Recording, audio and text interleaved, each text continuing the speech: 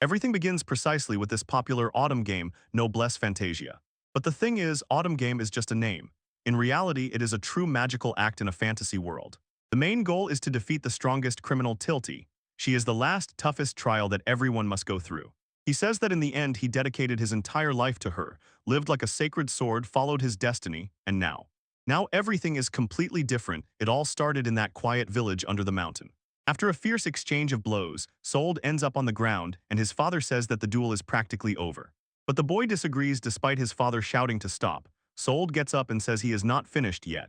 He rushed back into the house, shouting to his father to get ready, while the old man tries to hold him back. A villager passing by looked at the two of them and jokingly smiled, saying that the master ranger is always so fiery. And the old woman nearby also noticed and thought, how hardworking this little Lord Sold is, he trains every day. The father really is the first to start sweating and finally asks Sold if they can just rest a little. But Sold just looks at him intently. He tells his father that he must train him much harder than now because he does not know how to use magic at all, so instead he grabs a sword. Everything happens in this tiny, quiet village, hidden deep in the wilderness. But it turns out, this whole corner is hidden right in the very heart of the Kingdom of Alberta.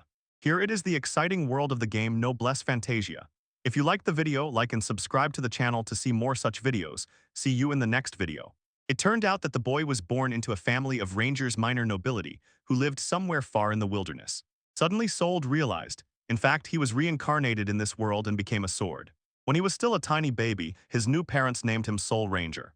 He still remembers how he first woke up and saw that these two strangers were looking him straight in the face. But while they were raising him, he began to piece together a puzzle, overhearing names and professions that people talked about. Finally, he understood that he lived somewhere in a random corner of the game world, namely, just the son of a baron who does not affect the course of history at all. He was sure he was thrown into this game world not just like that. There must be a real reason. He dreamed so much about a new life, but Dad just brought him back to reality. Dad Sold calls him closer, says he has serious news, but it turns out that it is the worst news for a gamer.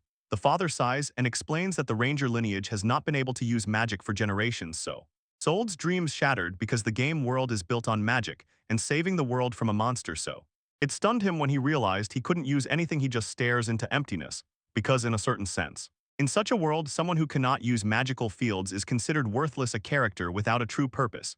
But even despite this, he does not give up the desire to be special, never stopped believing in fate, and runs out of the house shouting to Dad, "Look what I found in the attic." Sold he lifts an old scroll with the image of a warrior and looks as if he finally found his big chance. He is convinced that he found a secret technique, demon god sword style, and Dad just stands nearby looking completely confused. The scroll tells about insane power. It allows one to hide demonic energy inside and turn the soul into a real weapon. They say that from this special stance, the user can release a deadly move known as Kama Isen. Sold is completely thrilled. He thinks he stumbled upon a secret game mechanic hidden in the real world.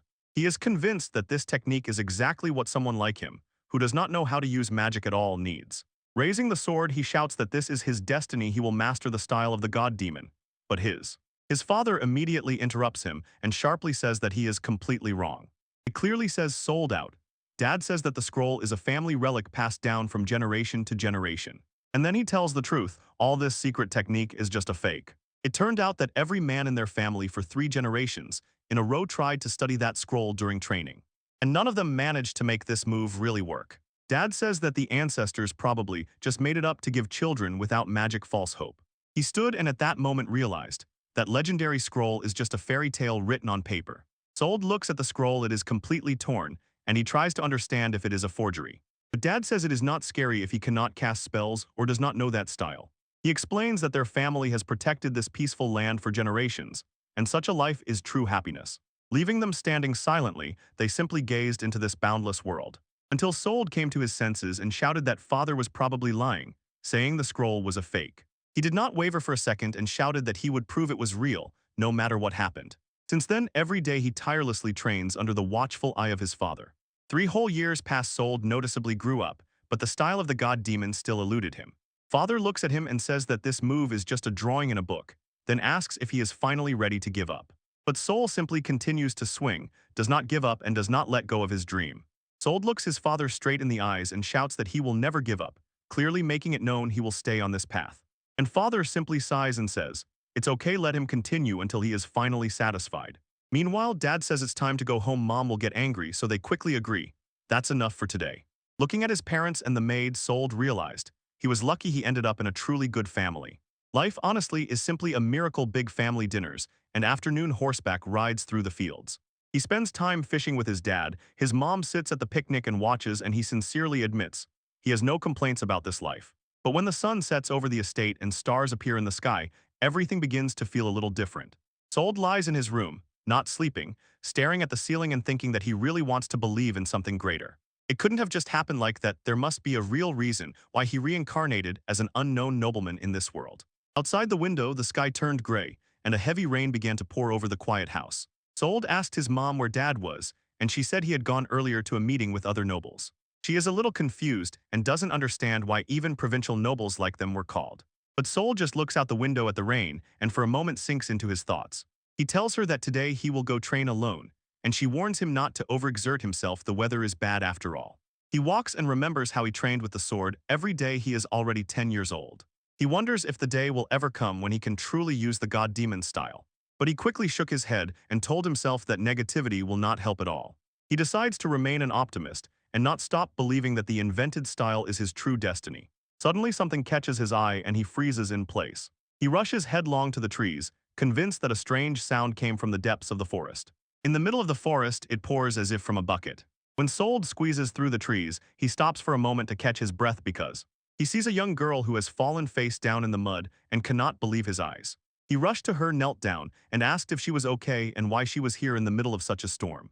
But when he saw her bare feet, he involuntarily thought, maybe she is a runaway. The girl lets out a barely audible moan, and Sold tries to persuade her to stay with him until I look at her tear-streaked face and try to understand where she could have come from. At that very moment, his gaze rests on something and he freezes. Some strange energy swirled in the air, and suddenly, Sold sees the rain literally freezing right before him, and he does not understand at all what is happening. Sold completely froze. His eyes are wide open. He tries to find words, but he constantly convinced himself that this could not be real, that none of this could be happening while he looks at the monster's fangs and cannot comprehend why it appeared right here. And he bravely stands between the girl and the giant shadow. Looking more closely, he realized in front of him is a high-level boss from the game's finale, which he has already completed. He plunges into an abyss of thoughts. He believed he was reincarnated for a reason, and now he asks himself, is this all the chaos he got for his faith? In his new life, when the wolf loomed over them, he asks himself if his fate is simply to die here without for this to have any meaning at all. He believes it is impossible and too cruel for everything to end like this. So he rushed forward, grabbed the girl, and threw himself aside when a huge ice explosion crashed to the ground exactly where they had just stood. After the explosion, they both fell to the ground with a dull thud until Tilty lets out a groan, and Soul just tries to understand what just happened. Tilty looked into his eyes and said that she was sorry, explaining that those slave traders had only slightly released that monster. Find her and catch her again. Panic grabs her. She shouts to Soul that he must get out of there immediately, begging him run so that he does not suffer because of her. Soul is completely stunned.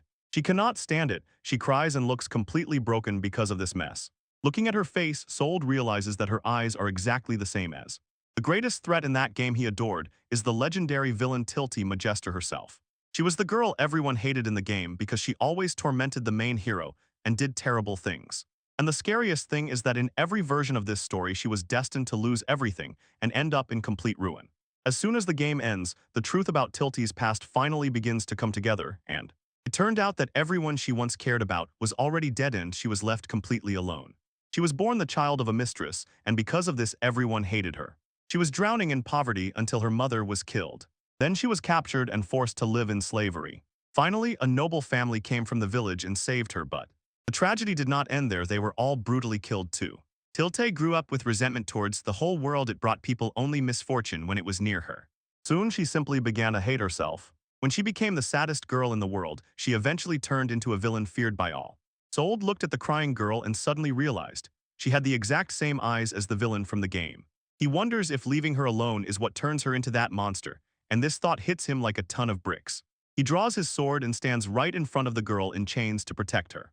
Suddenly, a giant wolf appears before them and says it finally sees what is happening, and Saul sharply demands to know what this creature really is. Looking at the monster, Sold says, I was born for this. The girl, through tears, raised her eyes and whispered to him that her name was Tilty.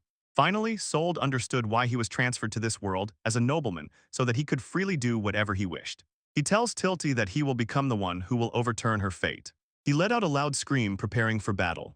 Tilty just stands, stunned. His sword really begins to glow. They agreed to release a huge burst of energy that will hit Tilty's giant wolf directly, and he just stands on the ground and watches as the light fades, and Sold suddenly realizes something at that time he did not yet know, but in reality. He unlocked a hidden part of the game that most players never see. He explains that the secret to unlocking this power is very specific. You must consciously fight with a sword freeze in place, not move, and take the enemy's blow right to the forehead. But most importantly, you must feel a sincere, desperate need to protect someone. Tilty fully understands this. Oh, how? His soul begins to fill his entire body with this crazy, demonic power. This is only the beginning. The style of the demonic god, a technique that transforms his entire essence into nothing more, just a living blade pressed to the ground, and rushing so fast it becomes almost a blurred spot. With all his might, he swings the sword upward and shouts a special strike, Ice Wolf, which it crashes right into the wolf's snout, and shards of energy scatter in all directions. The strike hit exactly. Sold finishes his powerful strike and crouches low as the force swirls around him. This attack completely tore apart the giant wolf. When Sold realized that the secret god-demon style he used actually existed, he quietly laughed to himself. He couldn't believe the legends were true. He sheathes his sword and retreats, feeling that all those crazy trainings were not in vain after all. He approaches Tiltia, looks her straight in the eyes, and says that he is a sword ranger, and she is practically his destiny. Finally, he remembers why he was reborn here in the first place. He smiles widely at her and promises that now everything will be fine. Summoning Tilty begins to cry with happiness. She whispers to him that she is simply happy to be near so they can change the world together, and she suddenly jumps up and hugs him tightly, and Sold looks at her and tells about the dark fate awaiting her as a villainess, but says that they simply destroy anyone and anything that dares to stand in their way. Meanwhile, far away on a dark cliff, a storm with lightning raged over a huge castle. Some man on the throne anxiously asks if their wolf Fenrir has returned, but his men are forced to deliver bad news, no news from either the wolf or the slave trader. In the dark castle, the masked leader impatiently orders his henchmen to immediately find that boy, because he is obsessed with searching for Tilty, standing, staring at the giant skull and tormented by the thought of where she could have disappeared. Sitting on a throne made of bones, he calls Tilty his dear sister and swears to himself he will definitely bring her back home. Meanwhile, at night, a carriage arrives at the ranger's estate, and the man inside sighs heavily. What a long workday it has been. Garland stepped over the threshold and shouted loudly, "Finally, I'm home." Next to him, Bob's family nurse greeted him. But Sold rushed to meet his father. Very close by, the family introduces Tilty and tells Garland who she is, and then they unleash sensational news on him. They say they want to officially accept Tilty into the Ranger family, and this completely caught Garland off guard. He looks at Sold with wide-open eyes and, shocked, asks him what the hell is really going on here. The commotion in the estate finally subsided. Marrow, the nanny of Bob and Tilty, is finally safe from her grim past. Finally, the entire Ranger squad gathered. Garland rules the house, and Sold quietly carries a secret: he can change his form. The whole family gathered at the dinner table, and Garland is racking his brain trying to understand this story. Sold tells how he tore Tilty from the jaws of the monster and brought her back, looking his father straight in the eyes so that he could not listen. And Garland just crossed his arms and calmly watches, while Marrow looks at him and asks if he doesn't think the fate of the poor girl is truly tragic. For a moment, silence fell in the room. They realized that Tilty really no longer had a family to return to. The soul does not waste time and begs her father to allow her to stay. Garland sits there for a second, just thoughtfully, while suddenly the mood flips, raises his thumb up, and tells them that this is not a problem at all, and winking, he says that doing good deeds is simply the business of a noble family. He stands up and loudly announces that from now on her name is Tilty. Ranger all jump up with joy and sincerely rejoice for her. So he quietly smiled to himself, thinking how they finally took a real step forward to change the future. But he knows well what is at stake, because Tilty, the villain from the game Noblesse Fantasia, must be completely destroyed in the finale. This whole world is straight from that game he played in his past life. He is sure that he was reincarnated here precisely to save Tilty. He knows he must be nearby to protect her, so when Garland asks him to tell her about their home, Sald agrees without hesitation, feeling as if his plan to make her part of the family succeeded exactly as he had hoped. She is only 9, she is a year younger than him, so he smiles broadly and says that now he is her older brother. Tilty's cheeks flushed with a bright blush, and she awkwardly searched for words to respond. But the pressure proved too strong, and she suddenly bursts out of the room, leaving. He froze in place, completely stunned, and calls her by name. Later, Garland is very worried she is so scared, and while Sold asks his mother if she is gentle with her, Meryl assures that she is, although Tilty is still sitting behind closed doors and categorically refuses to talk to them. Murao says that Tilty is probably just trying to sort out her feelings, so there is no need to pressure her.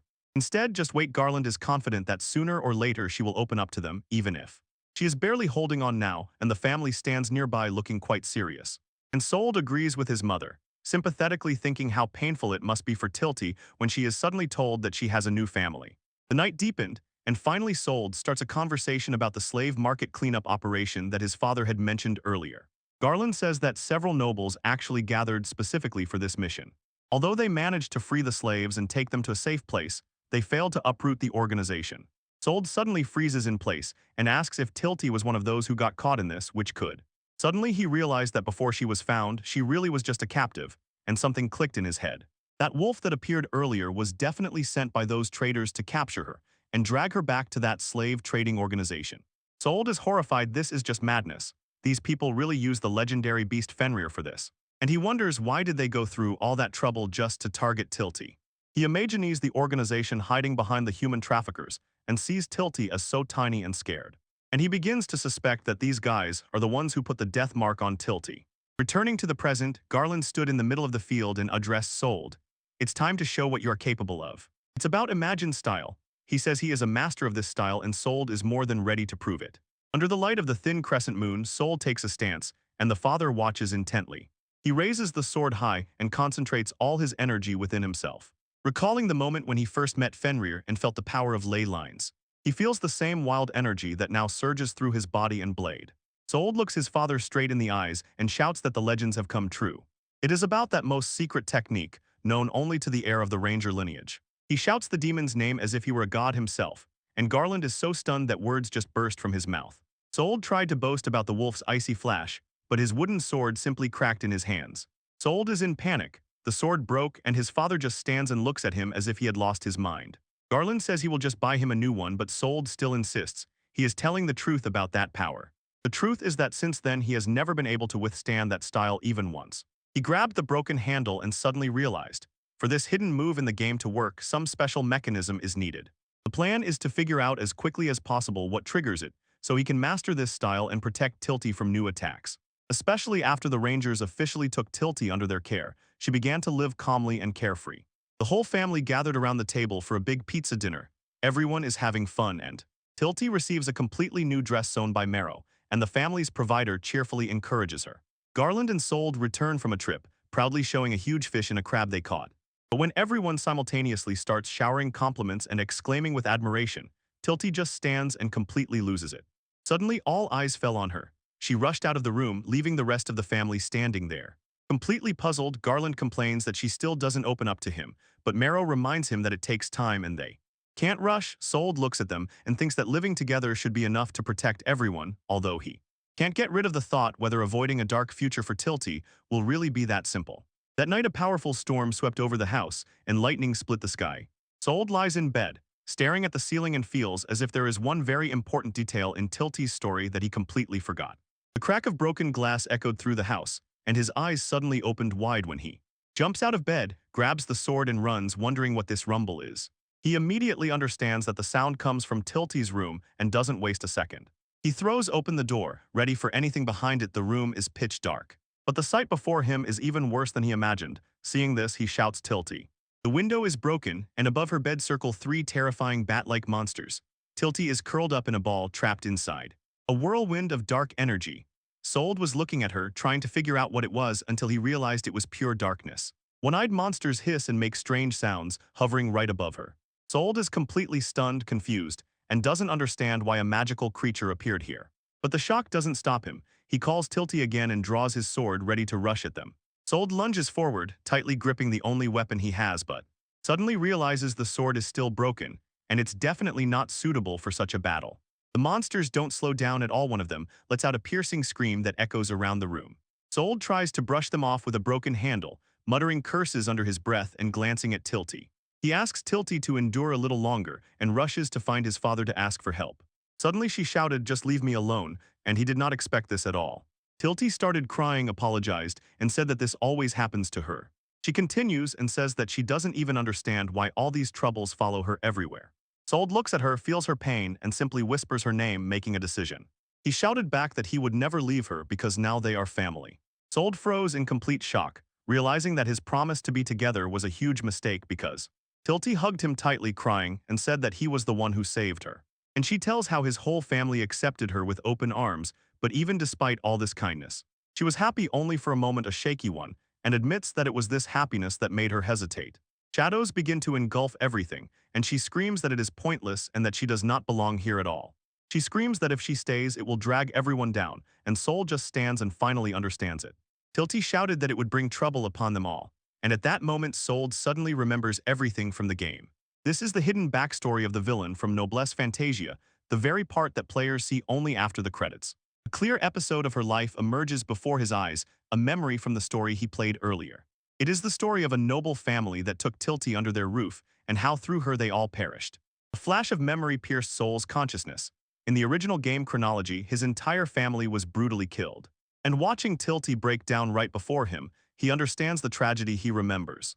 In fact, it was always about the Ranger family. He stands and watches as dark energy also envelops her.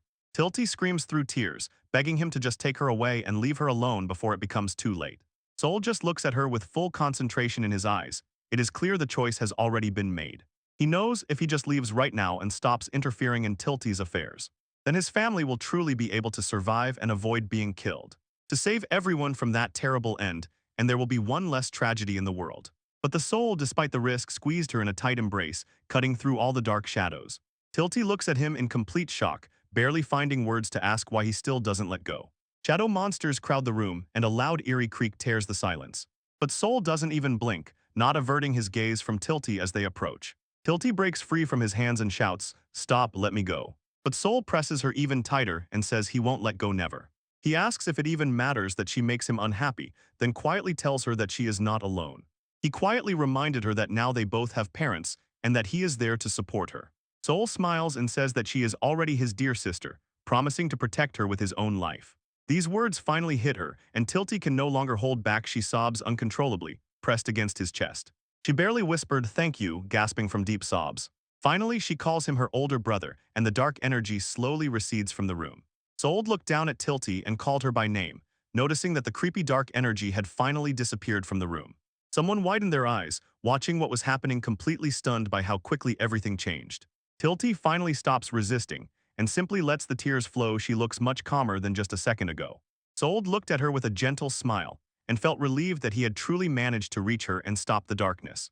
He thinks to himself, although he does not fully understand what that dark force is, he knows one thing: if it brings only trouble, he will not tolerate it. Just then his parents burst into the room. The father shouted, "What happened to Tilty?" And the mother, looking at Soul, exclaimed, "What just happened here?" But Soul looks both of them straight in the eyes and firmly says, "I need a new sword." A serious expression froze on his face as he explains that he must become much stronger than he is now.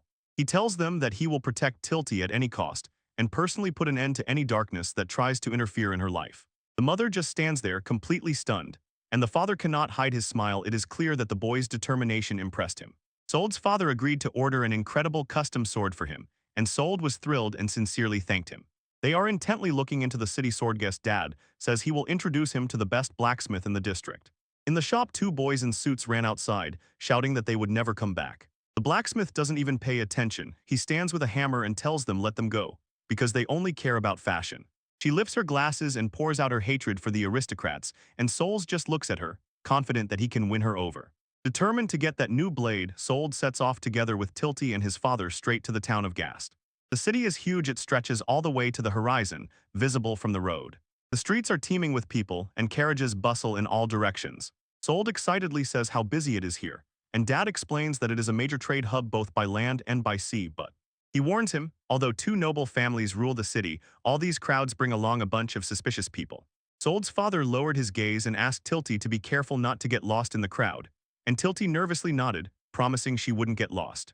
Soul reaches out and grabs her by the palm, saying that they should just hold on to each other and not get lost among all these people. Tilty raises her eyes to him with a huge smile, blushes a little, and sincerely thanks the soul of her older brother for taking care of her. Soul simply smiles in response, thinking about how much she has finally warmed up to him lately. Walking through the noisy bazaar, he remembered how she herself asked to go with them, and that really helped because he just always wants to be near her so that wherever they go she is safe. But as they were walking, suddenly both froze. What was on the street shocked them. A street vendor with one finger summons fire magic and calmly grills meat as if it were nothing.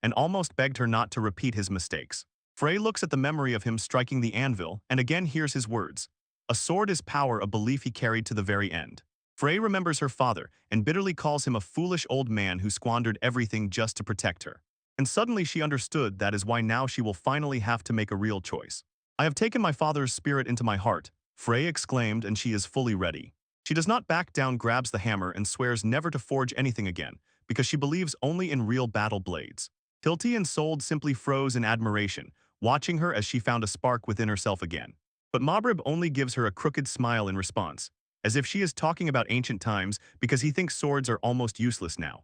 He insists that only magic matters and assures, one wizard can easily deal with 100 people with swords. For him, a sword is just a fake magic wand or a shiny ornament that an aristocrat flaunts. Mabra can no longer hold back, grabs Frey by the collar, lifts her into the air, and shouts that no one wants real weapons anymore. He leaned in almost close and whispered that Valgar expects a lot from her father's old skills, so she better shut up and get to work.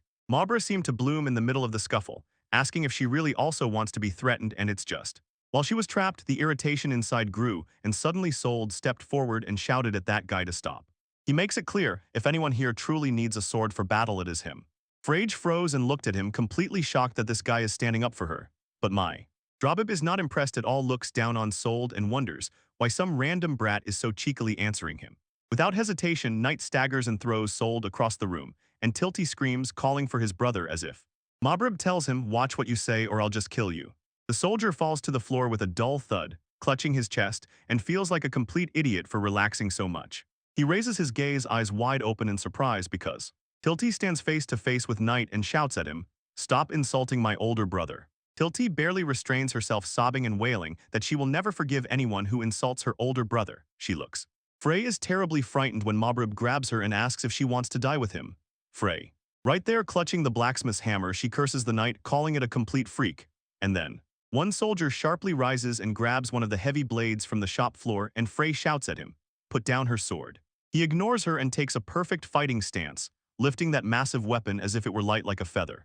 His eyes are sharp and cold. He sharply tells Knight to immediately remove his hands from his sister, while the opponent just stands, confused, not understanding how such a small guy can even lift such a heavy blade. Tilty incessantly calls her brother, and Mabrib simply calls her a sold little bastard, and he looks intently at him through the helmet and asks the guy if he even understands what a mess he has made. Without waiting for an answer, the knight rushed straight at him and shouted that he didn't care if he died. Mabrib laughs and says there is nothing to complain about, then releases a huge ball of fire. He still holds. The utility worker simply explodes with screams as the heat from the explosion approaches closer. Sold remains completely calm amid the chaos, because suddenly he feels something. He is almost there. And at the very moment he was swinging, something strange took root in him. It is the power of Fenrir, the demonic beast he fought, and now he feels it. Energy fills his entire body. He looks ready to finish it when he swings a heavy sword. A powerful wave of force bursts forward from it. The pressure of the attack tears the air, sweeping away everything in its path. Then Sold shouted his move, a wolf flash that cut right through the knight defense. Mabrib panics, shouting about his hand, not understanding. Damn it, what is wrong with that sword? Mabrib is completely stunned by the blow. Frey securely holds Tilty safe. Sold firmly stands in place, believing that the sword is simply pure power. And he shouts that this very power is what he needs to protect his loved ones. Frey just froze from what the child just did, and Tilty glows with joy because she knows that this is the end for the scoundrels. Mabrib groans in pain, and his companion with glasses begins to panic, calling him as if. Both decide to run away. Mabrib curses while running, and his assistant, retreating, begs to wait. When they were left alone, Tilty rushed into his embrace and sincerely thanked her older brother for everything, and he simply checks if she is all right, and she is delighted, says that the move was exactly like he used to do before, and Sold just smiles and agrees, finally putting everything together because he remembers how he fought that huge wolf Fenrir. It is exactly the same as back then. And it happened again when Mabrib grabbed her. Now everything made sense to him. Suddenly he realizes the very desire to save Tilty is the secret of the Majin style. Now he truly feels relieved. He is just glad that she is safe. The cheap blade finally couldn't hold it, broke off with a crack right near the handle. Tilty panics, shouting that the sword just shattered into pieces. Sold looked at the useless hilt and said, and this one didn't hold up either, realizing that an ordinary sword is simply not made to withstand the magical style. Both children jumped when they realized that Frey was just standing with crossed arms, looking at them while he simply stared at them with an incredibly piercing, burning gaze. Sold and Tilty immediately bowed and began apologizing, repeatedly saying how sorry they were for ruining one of her swords. Frey reassures them, "Don't worry, I'll make him a new one myself," and this completely caught Sold by surprise. She only gently smiled at him, lost in memories. Once when her father worked at Anvil, he told her, "A sword is power." He told her that it is the power that allows a person to fight and not betray their beliefs. Frey looks at the Sold watches and realizes that his faith was true. He seeks power only to protect what is important to him, so she decides to forge a blade worthy of that. She tells him directly that she will forge a mighty sword that will not break no matter how much he uses it. She confidently winks at them and gives a thumbs up, promising that she will see the matter through herself. The warrior even smiles, imagining that he finally has a weapon capable of withstanding his style of demonic deity, and gratefully thanks it. Both children loudly thank her, and Frey deliberately frowns and sternly says, "Drop the formalities and just call me Frey." The thought of the new weapon conquered him. He was delighted because he knew this was exactly what was needed to reach a completely different level of power. After moving to a huge mansion on the other side of the city, everything went completely wrong with who is standing there with a hand in a sling, while Lord Valgar shouts that every soldier who loses to the boy will be immediately dismissed. Nate begins to panic and begs the master to listen, insisting that the kitten they fought was much more than just a rascal. He explains that the boy fences as if by magic itself, and says that there was also a girl with silver hair nearby. Valgar simply froze in shock. In the mansion, Lord Valgar repeats again that they noticed the silver-haired girl, and his henchmen with mohawks laugh. Finally, it gets interesting. A loud scream of pure shock burst from the forge, rolling down the street because it was sold. He can't believe his ears and shouts that Frey won't be able to make the sword, and Tilty just looks confused and asks her to explain why. Frey, remaining calm, tells the children once again, right now she definitely cannot forge a weapon for them. She asks Saul if it's true that he doesn't know magic, and he says yes, that's exactly why he trains so hard in swordsmanship. Frey thrusts a finger right into his face and says that his special fencing style is actually their biggest problem. She explains that when she watched him perform that icy wolf flash, she felt something truly deep in his technique, something that felt like a giant whirlpool of demonic energy, and she continues speaking. In fact, he fights with a magical style, a fight that draws the very power of a demon. She recalls an old scroll in which this style was described as the ability to let dark power into the body and turn the whole soul into a living blade. Frey excitedly explains how some fighters use swords like magic wands and channel spells through them. And even though Sold used the power of ice, she insisted. At first, he was only coating the blade. But everything flipped at the moment when he truly transformed the sword itself into pure magic to perform his move. In fact, he transforms the entire weapon into an icy blade. She picked up the broken hilt and told the children that her ordinary swords simply wouldn't withstand this. She admits that she never prepared them to endure such pressure and such a fighting style. Soul begins to panic and, confused, asks what they should do now, and Frey remains calm and says the answer is simple. She says that it is only necessary to find materials strong enough to withstand his power, and both children look at each other, not understanding what she meant. Frey recalls a story that Dad once told about a strange stone that really came from another world. A place known as the Magic Dimension, a dungeon where magical beasts swarm and the air is filled with mana. Frey explains, in that dimension there is a special ore so strong that no demonic force can damage it. Slowly stepping away, she, stunned, whispered to herself the name of that stone. Sold is wildly excited and wants to know exactly which stone it is, but Frey just throws him a look and tells him to be quiet. Finally, she tells the truth. What they are looking for is called Monostone. Night falls on the noisy city streets, and the group decides to return to where they stayed. They do return to the end to have a little snack and talk about everything. Sold's father listened and nodded, finally understanding that to truly use this magical style, they need a legendary sword. He, with his heart in his throat, asked Sold if such a weapon would really make his special fighting style a reality. Sold admits that it might happen, but adds that they still need a magical stone, and at that moment Dad starts laughing. And just when this boy realizes how much that magic stone really costs, he suddenly panics and splashes the drink everywhere. Father Soiled is still coming to his senses after the shock, hoarsely asking if they are really serious, and Soiled throws a watchful glance at him, as if checking whether Father is really okay or about to lose it. And the father just looks around tensely and tells them both that what they are asking for is too difficult to handle. He begins to explain, magic stones are so incredibly rare that you can't even find them for sale in an ordinary market. As if saying out loud, even a tiny fragment of one of those things is more expensive than the most expensive jewelry. Sold looks completely broken because he remembers how Frey said the same thing, that they are impossible to find. Father speaks honestly. It definitely won't work now, but he promises to try to come up with another way to give them what they need. Night covered the city, and everyone turned their eyes to the true face of Monostones. Even when it was just a game, they were already famous. They were incredibly hard to find. When Sold and Tilty lie down to sleep, Sold lies in the dark and thinks how everything was simpler in the game. You just had to work hard to earn money.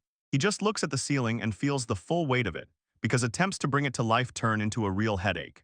Tilty turned over and sincerely told him that she hopes that he will get those stones, and Soul just smiled in response, as if to say he hopes so too. When the noise subsides, Tilty quietly calls Soul. He looks back, a little embarrassed, and doesn't understand what's wrong with him. She gave him a broad smile, thanked him for the rescue, and added that he looked incredibly cool back then. She quietly giggles to herself and wishes him good night, still calling him older brother, which leaves. Sold lay there with a huge blush on his face, and felt simply wonderful because of the whole situation. Looking at the moon, he thought, if she is such a sweet villain, I am ready for anything. At that moment he decided he would go through any trials to make her happy. We promise we will find a way to deliver those magical stones the very next day. The next morning, Freycon sold the sword she had adjusted for him and said she would wait for their return. When the farewells ended, the group jumped into the carriage and set off on a long journey back to the soldiers' village. Sold's father is a bit confused about the trip and apologizes. It turns out they actually didn't get a new sword today. Sold's father is still upset about the sword, but Sold tells him not to worry. He himself is glad they finally have a clear plan for the future. So his father returned to Tilty, asked if she managed to rest even a little after all this chaos. She smiled broadly and said she really did rest. Meanwhile, he keeps telling himself that everything is fine even despite the problems. It seems to him that he has already set everything in motion needed to eventually obtain that sword. Everything was calm until suddenly a powerful explosion tore the side of the cart. The driver is thrown into the air. Sold's father screams, and Tilty shrieks in horror. Sold tries to grab her while the whole world turns into fire and smoke. But the cart is completely broken. It smolders on the roadside, and suddenly a pair of boots steps onto the road. Dagora appears and loudly rejoices. Hit the target. He calls his men to move forward, and the rest of the bandits jump up, shouting his name. The robbers approach the smoking ruins of the carriage with drawn swords. And Dagora shoved his hand into a pile of junk and grabbed Tilty by the collar from behind. He laughed and told his men that he finally got the treasure they were chasing. Glancing at the unconscious girl, he coldly said that he was heading straight back to Lord Valgar to deliver her. Dagora shouted to the departing team, leaving them the rest of the cleanup, and the bandits shouted back that they could handle it themselves. Sold and his father collapsed after the explosion. They were completely unconscious. Walking through the quiet forest with Tilty on his shoulder, Dagora still cannot believe that it was a little boy. Who could have imagined that such a mad power exists, and it turned out to be the power of darkness. Later, a voice from the crystal ball whispered to Valgar and Dogri that stealing this very power is Titan's main goal. Valgar bows low, nervously asking his master, do they really speak about the power of darkness?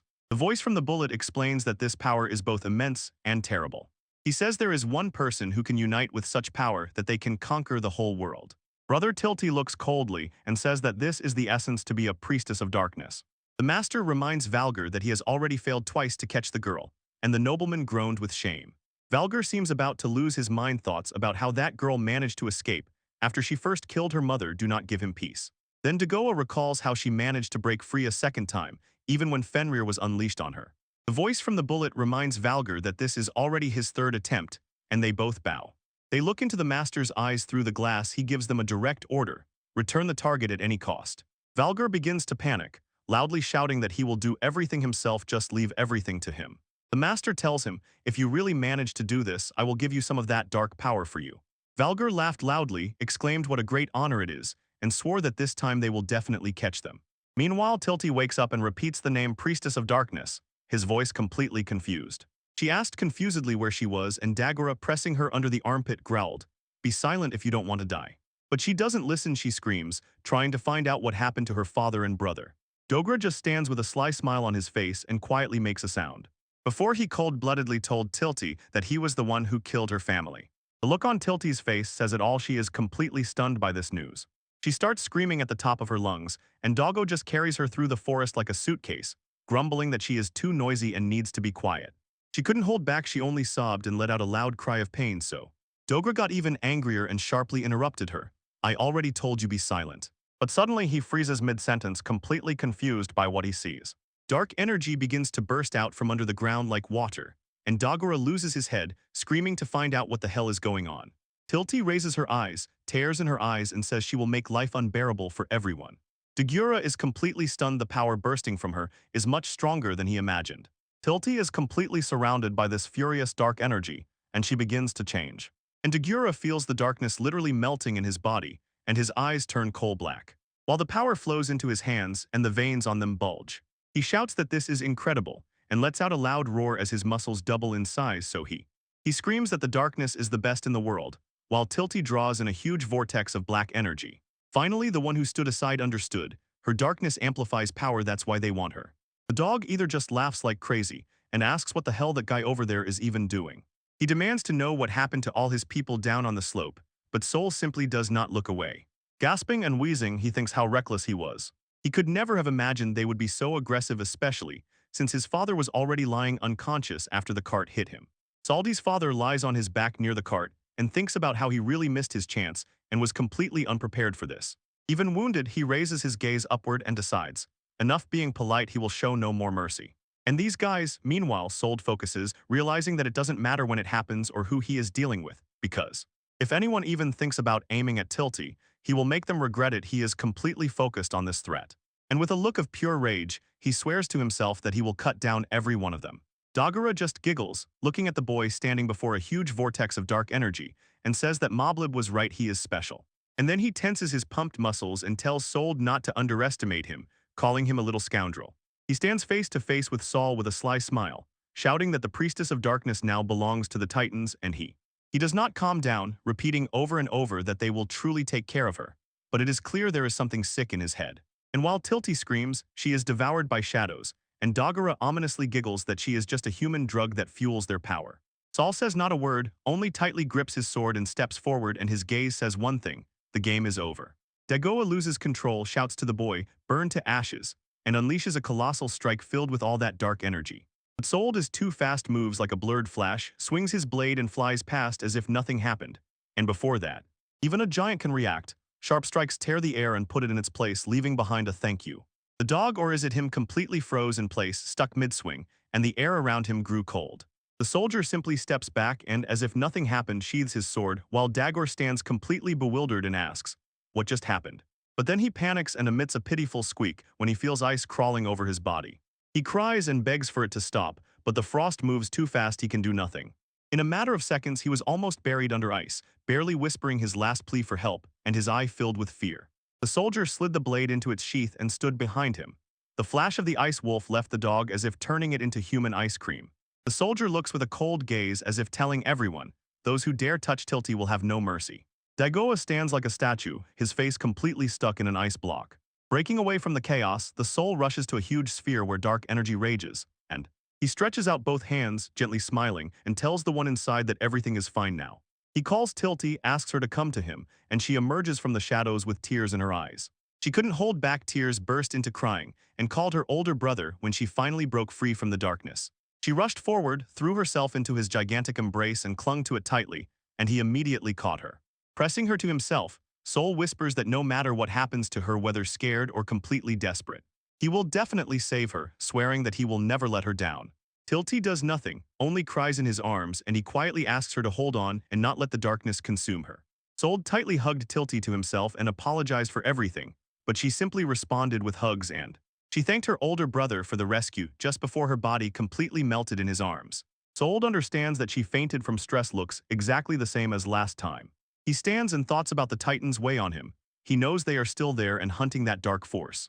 Just as voices came from the forest, they said he knocked down Dagor with one blow, and that surprised Sold. Suddenly, a group of armed knights appeared and declared that they are from the Hartman house. The chief knight grimly announces that they are here to take Sold back, but he will not tolerate this and growls, "What the hell is going on here?" So what is really happening? The scene shifts to a huge mansion towering under the moonlight.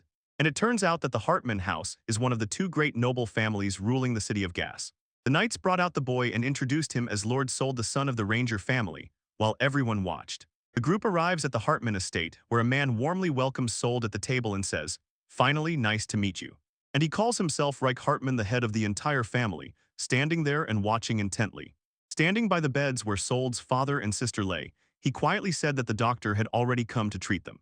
He tells Sold that now that they are safe, he can finally breathe a sigh of relief, but when the boy looks at Tilty, he realizes relaxing now is a forbidden luxury for him, and even imagining it is impossible. The reason why he is so nervous is actually very simple.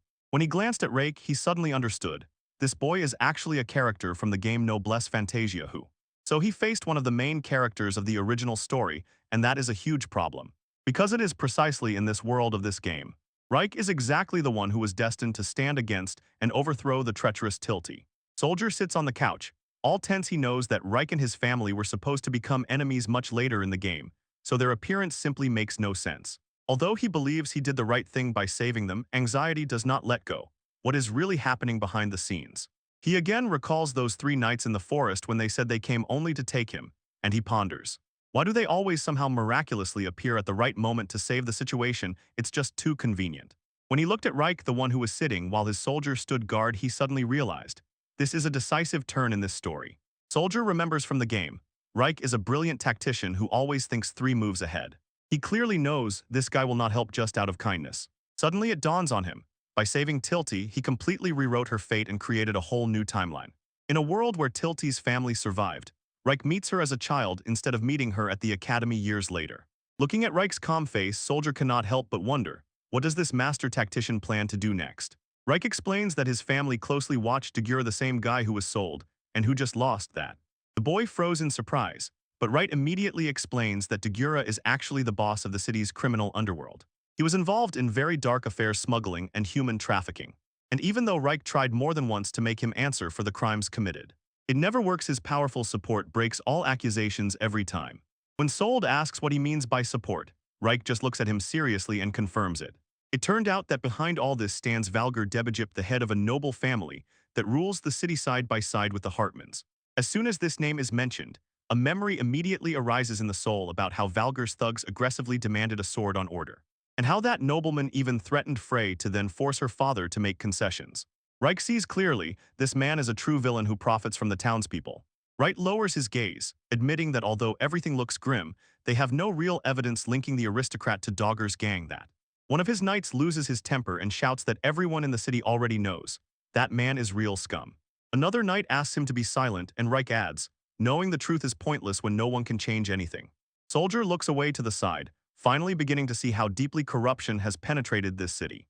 He stared straight into the eyes and asked if his plan was really to finish off Valgar once and for all. At first Reich says nothing. He just looks at the boy sharply and piercingly through his glasses, while his knights froze behind, completely stunned by the child's direct question. Soldier does not calm down. He says that Reich probably has been watching Dogra all this time to dig up evidence and bury the nobleman.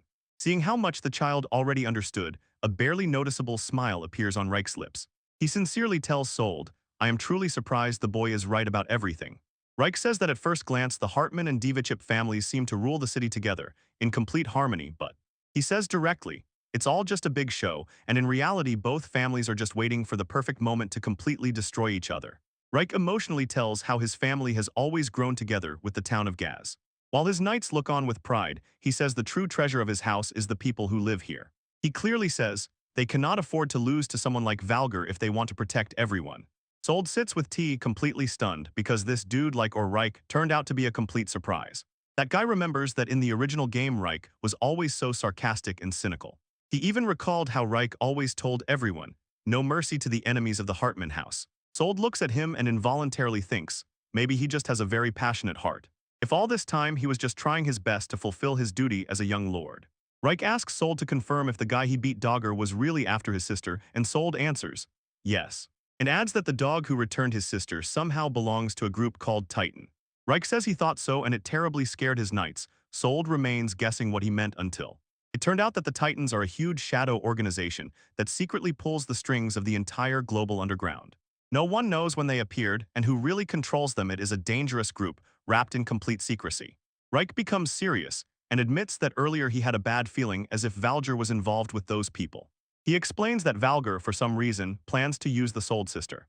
And to betray her would mean that Valgar would definitely rise in the ranks and become much closer to the organization. If that happens, corruption in the city will only worsen and turn everything into brutal chaos where no one will be safe. Reich stands up and swears, no matter what happens he will not allow it, so they need to act quickly to stop him. Reich stands by the window, turned with his back, and quietly tells Sold that he actually has a proposal for him, and Sold repeats this word, a little surprised, and then suddenly realizes that this very proposal is the cause of everything. Reich was the first to approach them himself, so he looks him straight in the eyes and asks what is really going on here. The memory turns into a complete nightmare. Bandits break into the city and set it on fire. In the house, Tilty's mother shouts to her, run, staying behind herself to buy a little more time. She warns her a terrible darkness is coming and they are heading straight for it. She touches Tilty's face and says that everything is fine, even if that darkness is exactly what hurts her. She promises that someday a light will definitely appear that will forever erase all that darkness. Tilty must keep going no matter how harsh the trials become, even when she screams, "Mother." Tilty suddenly woke up in bed with tears in her eyes and loudly called for her mother after that deep sleep. Tilty finally opens her eyes, completely confused asks where she is. The nurse by the bed says that she just woke up and explains they are now in the heart minute stage. Tilty sees her father in the neighboring bed and loudly calls him, but the nurse asks her to calm down and says that if Tilty stays quiet and rests a bit, everything will be fine. Under the moonlight, she intently looks at the big house.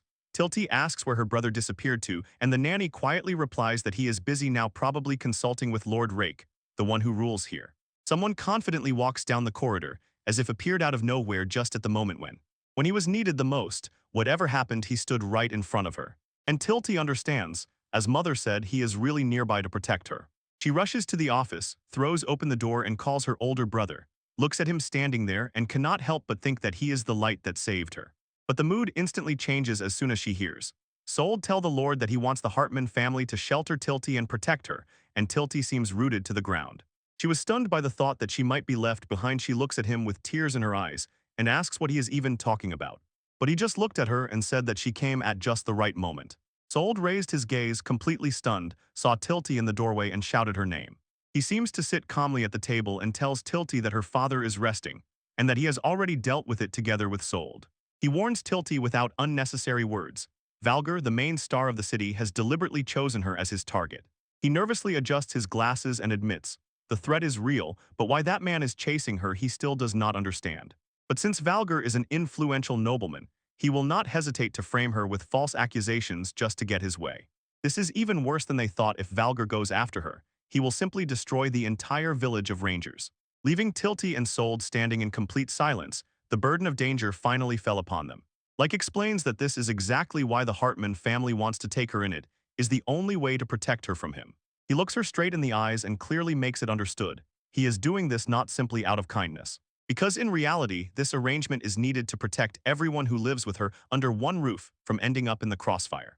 Tilty froze from that news and can barely utter a single word. She looks at Sold, eyes in tears, and not knowing what to do, calls her older brother. Sold does not back down and says it as if he finally understood what game he is playing. He says that although this proposal seems intended to help them, in reality it pursues a completely different, much broader goal. And in doing so, he makes sure that he has a stronger position than Walger. They keep Tilty under the roof of the Hartman family, so they have that one person whom Walger desperately tries to catch. For Walger, almost nothing frustrates him as much as ending up in such a situation. Because Walger wants to return Tilty safe and sound, so his hands are seemingly tied. Therefore, he cannot afford dirty tricks or fights with the Hartmans, otherwise he will be left with nothing. Sold understands. In reality, full control is with like he can be as aggressive as he wants, and Walger just sits and endures. Sold looked at Lyle and realized, for this guy Tilty is just a bargaining chip.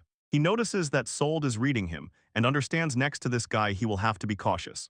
Tilty just stands there as if lost, while the two of them discuss her future. And Sold begins quickly weighing options in his head, thinking only about how to protect her. He hesitates. Maybe it's better just to leave her with that sympathy and go his own way. Is he simply trying to protect her with his own strength, but ultimately decides that it is better to accept the deal? He clenches his fist and asks himself which path will truly make her happy, and whether he is even the one who can do that. Finally, Sold lowered his head and, as if understanding, asked him to take care of his sister. Tilty bursts into tears, calls him, and with a trembling voice asks, "Why is this happening and why are you leaving me?" Sold does not say a word, only lowers his gaze and hides his face, pondering his choice. Like a vow, the Hartman family will protect Tilty with everything they have. Sold bows his head and says, "Thank you." He adds, "I have one condition, and only after that will they finally agree." With a huge smile, Sold asks to be hired right here, and Tilty nearby looks completely stunned. He seems to have frozen and looked at him, completely stunned by the boy's request. Even the night behind cannot hide how stunned they are. Sold remembers the promise he made to himself. He feels that he is the one who must truly protect her. And Tilty finally breaks into a wide, happy smile looking at him. Soul winked at her with such confidence as if saying, "Everything is under control." He seemed to freeze for a second, just watching how the two of them communicate while you. Finally, he smiled a little and repeated that thought, as if he stayed only to protect his sister, and his voice showed that he was very impressed. He says he supports the plan, but first he has to coordinate everything with someone else. Suddenly, it turned out that it was his younger sister. Sold is clearly stunned that his sister is involved here, and Tilty seems stuck on the word discuss, like asks if everyone agrees and Sold says yes, but he gets embarrassed. Why doesn't the head of the house make the decision? Like simply told both of them to stay in the mansion and rest until Saul's father gets back on his feet. And later that night, the sound of boots tapping on the floor was heard as if. He enters the bedroom, calls Celuria. She is sitting in the middle of a pile of plush toys on the bed and, without taking her eyes off the book, she asked her brother if he found the girl he was looking for. He smiled slyly and said yes, confirming that he reliably covered her just as she said. He tells her that her strange clairvoyant power worked 100% and caught her exactly where she predicted. Celuria quietly sits on the bed, a girl who seems to hold the key to the future of the entire Hartman family. Her face shines as she says that finding Tilty is good news, but then adds that there is actually one more thing he needs to know. He explains that Tilty is a guy from a noble family who actually offers to work in their family, which, interesting, did Celuria see him in her visions, but she says she does not know who that guy is at all. The deeper she looks into her clairvoyance, the clearer the picture becomes. In that future it shows the boy's soul simply does not exist. Like takes this as a warning sign and says he will just refuse the boy, but when the moon hangs over the estate, Celuria says to her brother, wait a second because she is sure something is clearly wrong with that child. She is shocked and explains that Sold is the first person her powers do not see at all. And she is convinced his sudden appearance in their home is not a coincidence, something big is hidden behind it. Sold stands with a smile and thinks, is he really some special being as Celuria believes? But Celuria closely watches him. Trying to understand whether he will bring success or complete ruin to her family, she decides that she will judge him herself meanwhile. Somewhere in the very wilderness, a dark abyss tore through the air. It turned out it was still too early to celebrate because that creepy dark pit in the middle of the forest just sits there and radiates truly ominous energy. Sold settles into the Hartman house. He became an apprentice to the family guard. He is delighted Tilty officially moves into the mansion and will now live with them. He says that the whole situation really caught his father by surprise, but he still allowed them to stay. Garland stands with crossed arms and tells the boy that he will explain everything to his mother himself. Soul simply thanks him for covering for them. Garland says that for provincial nobles like them, getting into the same tavern where higher-ranking families gather is a great fortune, but that's not all. He tells Soul that this is a huge opportunity for both of them, and the boy just looks on, not quite understanding what chance his father is talking about. Soul threw out the idea of finding a magic stone, and just the mention of it completely stunned Garland. It turns out such things don't even reach the open market, so their only real hope to find one now is only through connections with the house of some great star. Sold nods, everything is coming together for him, he knows. If only they could get the magic stone.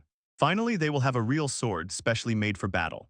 We need to find a blade made exactly in the style of Magin's swordsmanship, truly strong, able to withstand that power.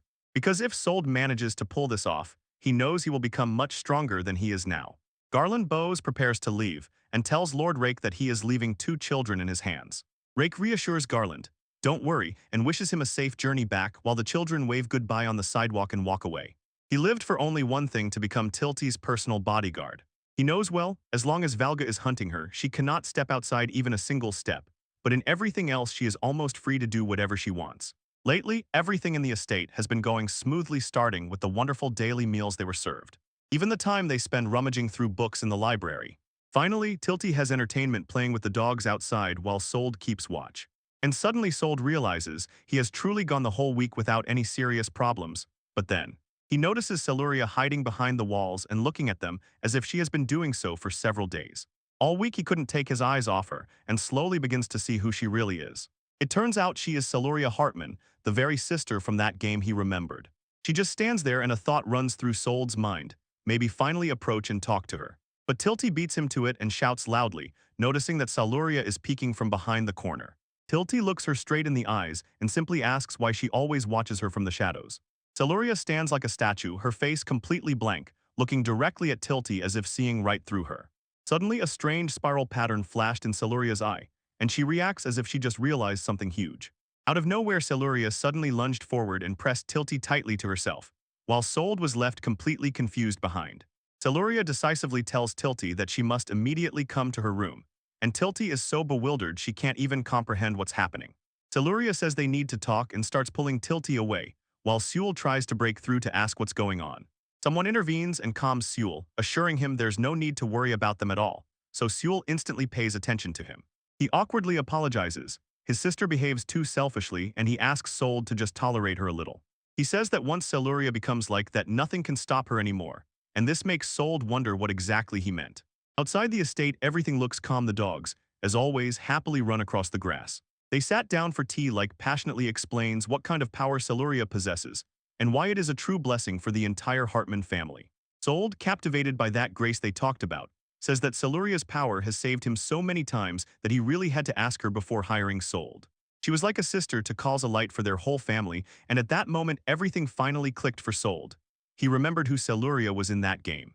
He recalled how she always became his guide when he was lost. And during the game, an old legend about winds leading the way through the unknown came alive in his mind. Sold tries hard to piece everything together, remembering that her special ability is to show people the exact path they should take. It is a rare gift that truly gives her the power to look into the future. Suddenly, Sold realizes that she really is like a sister and starts asking about everything, but like instantly cuts off the conversation, apologizing and saying that her power is strictly a family secret. She simply says that her power is special, and his suspicion is confirmed. She definitely has clairvoyance, which he remembers from the game. He can only guess what exactly she is seeing with her own eyes right now.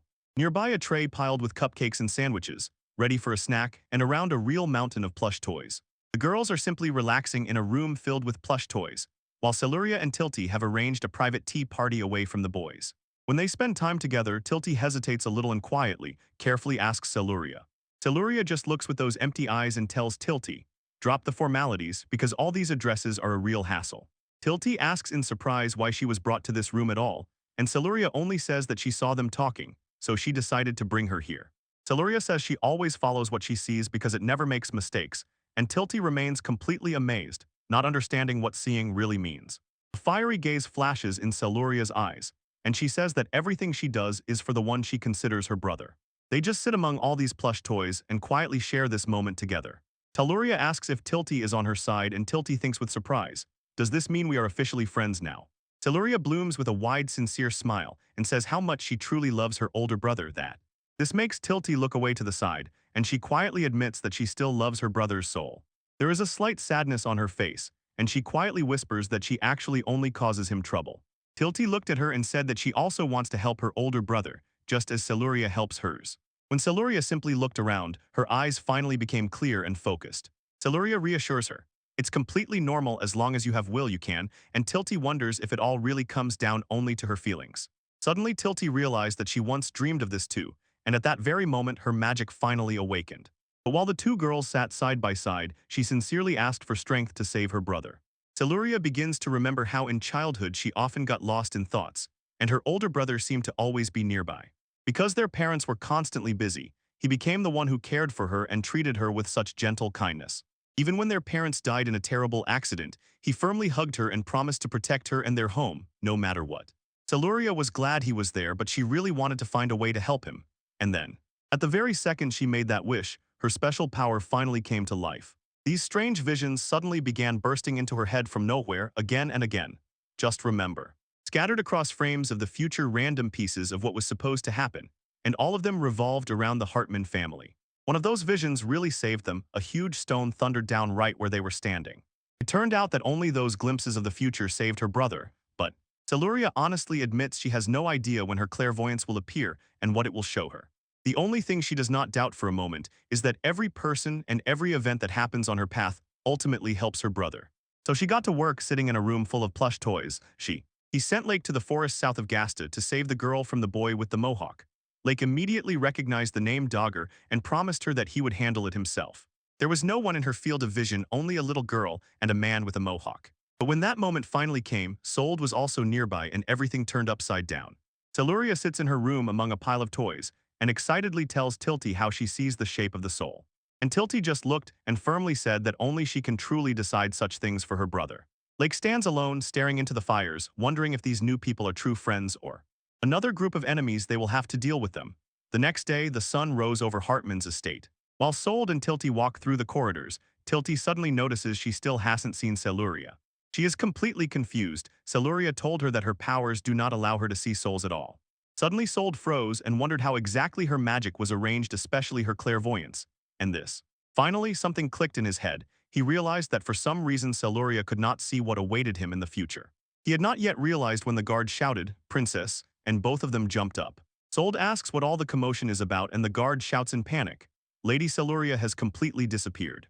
One of the senior guards looks completely panicked and insists that all the vassals are already searching every corner right now for the princess. Tilty shouted to her brother and Sold stepped forward, promising that they both would also help in the search. In the manor's courtyard, the guards run back and forth shouting at the top of their lungs. The search for Celuria is becoming increasingly tense. But high up at the very edge of the roof, Celuria stands alone and thinks about what the future she sees has turned out to be. Before, she was always led on the right path, although now she is noticeably nervous about what will happen next. She slowly moves her boot closer to the edge, confident that this moment was destined for her to see. At the highest point of the mansion, she stands and looks at the sea of clouds, feeling the wind gradually gaining strength. She suddenly jumps right off the edge, throws her arms out and whispers to herself, "I will just do everything I can." When she falls, she simply closes her eyes and surrenders to the fall, as if completely calm until. Suddenly a soul appeared on the roof and grabbed her by the hand, stopping the fall before it could become truly serious. Soul grabbed her and in complete panic shouted, "Celery," and asked, "What are you doing?" Celery looks at him with an empty, confused gaze. She does not understand at all why he is here. The vision begins to return to her how she was falling through the sky completely alone, because in the vision of the future, she saw that Sold was nowhere nearby to help her. She tells him that she was just following her vision, which he is completely confused. She explains that in every version of the future she has ever seen, the only way to truly save her brother is to make that jump. Sold is stunned, barely able to try to say even a word when you are down there, as if on guard or as if going crazy. You scream when you are told, "Be careful," because he was still hanging on the edge. Sold shouted sharply at her, "If something happened to you, I would be completely broken." They stand together on the roof. Sold looks disappointed, and Celery just gazes into the distance. But she insists even more strongly, saying that everything she has to do is only for the sake of making the right future happen. Standing on the high roof, Sold shouts and demands that she explain what exactly she means by the right future. He does not back down, stubbornly asking if she really believes that for the sake of some destined fate, they only want him to sit aside while those he loves drown in despair or die tragically. Celuria is silent. She just stands, tears rolling down her cheeks while Sold loudly exclaims, "I will never accept anything like that." He firmly took her hand and said that the future is not decided in advance, you create it yourself here and now. Celuria's eyes opened wide. She was in complete shock from his words because finally everything came together for Sold, and he understands why she could never see his future in her visions. Because he is a reincarnate, alien to the original scenario of this world. And although that first ranger who was Sold was doomed to death in the game, he stands here completely alive. So Sold stands on the edge of the roof and shouts that he will build his own future, and at the same time understands that he no longer has a ready-made scenario. And finally he notices them and loudly calls Celuria. She turns around and in response calls her older brother. He rushed to her and hugged her tightly. You can see how relieved he sighed. She is alive and well. Like throws a contemptuous glance and calls her a fool for such carelessness, but it is clear in fact he is just worried about her.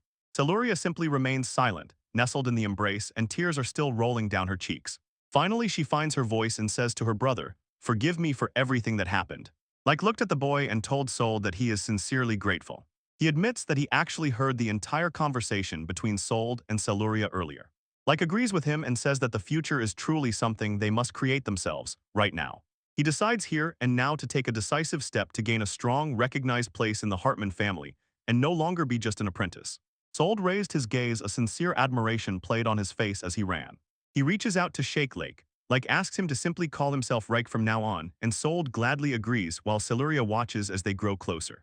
Like looks at him with sincere, deep respect, and tells Sold that he is the savior of his sister and their entire estate. Sold just stands, proudly smiling and bathing in this moment until. At that moment one of the knights bursts in here shouting, "Young sir," and Like asks him to calm down. Celuria is safe, and he sighs with relief that she is all right. But the night is not over yet. He speaks of another trouble. A chasm suddenly opened in the southern forest. Like and Sold froze, like screamed in shock upon hearing this news. The mood instantly changes as the light becomes piercing and resolute, as if it itself says, "Finally this day has come."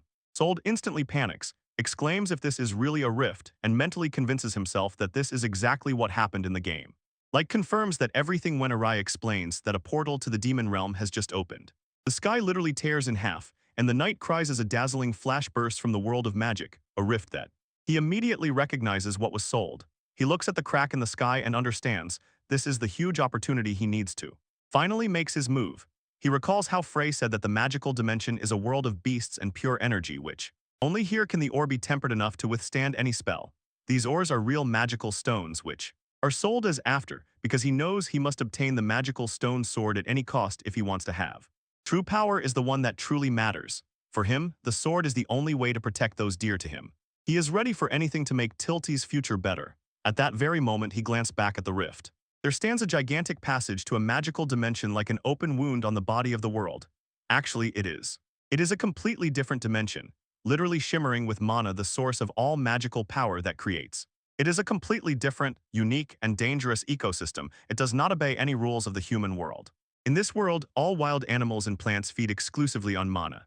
It turns out that a moderate amount of mana simply flows into magical power in usual doses. It doesn't even affect people. But as soon as the mana rises above what the body can endure, terrible dizziness and nausea immediately set in, which will only get worse. In the worst case, such an amount of mana can kill. Like says that, according to reports, the concentration of mana in this magical dimension is simply off the charts. To prevent anyone from suffering from mana poisoning, he decided that only he and the elite with high mana capacity could enter. Like returns to the team, glances at Swag and Audrey, and asks if they are ready to move. They shout back that they are ready, and meanwhile, Sway smiled broadly and told the young lord that she would cover him. Audrey steps forward, gives herself completely, and loudly says that his whole life belongs to Hartman House. Finally, like the eyes of a calf, he hands the estate into his hands, and the commander calmly says, "Don't worry about anything." Sold carefully reviews the data on the area, noting the levels of magical power and how dense the magic is here. It's like in a game. You can only enter the dungeon from level 20, and due to such an incredible concentration, even those who have been playing for only 2 weeks don't get in, which finally, this makes Sold realize how important high concentration is. He begins to wonder if this place will turn into an incredibly dangerous one. At that moment, he is told that a child cannot be taken into such a magical dimension. Sold explodes, because he feels like he is being left behind. But he seems to freeze and says that this is how he would usually talk to a child. Soul just stands there, completely confused. So he looks at the team and says that Sold is definitely not like other children, and then immediately asks them for support. Swag immediately intervenes, reminding everyone how that boy knocked down Doguru with one blow. Audrey agrees, saying that the mastery of the ice sword unleashed incredible power. Annie raised her voice. Even if the boy himself cannot cast spells, this magical sword will be a huge help to the team. Like admits that he still finds it hard to believe, but he cannot deny it. His 3 best elites all vouched for him. He looks them straight in the eyes, says that it is dangerous there, but still asks if he can lend them his power. Sold is fully into the game, loudly shouts yes, and agrees to help with the dungeon raid. He believes that if he manages to deliver the magic stone there, he will finally be able to create a sword that will not break when he uses all his power. But before leaving, he turns to Tilty, and a little nervous about leaving her, calls her by name.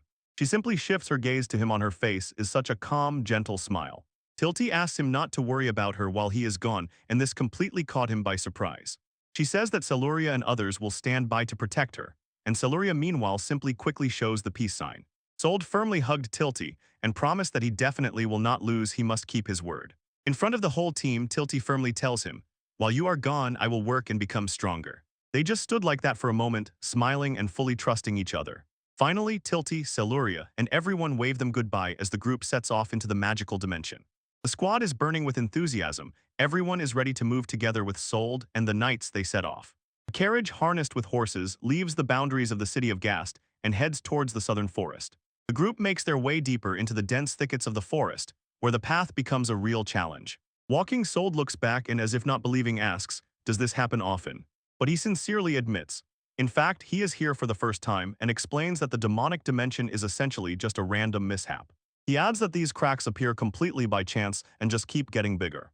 And as soon as the openings appear, all sorts of terrible magical beasts tumble out from there. If left as is, the whole area will turn into a real mess, and everyone living there will be in trouble. They really have no choice. They will have to close this rift before everything gets much worse. Like a note, this chasm appeared right in the middle of his family's holdings. Like walks on without stopping and explains, if this chasm destroys everything, his family will pay for it. And since the opposition will definitely not let this pass, Sold asks if this is about Walter de Vigib.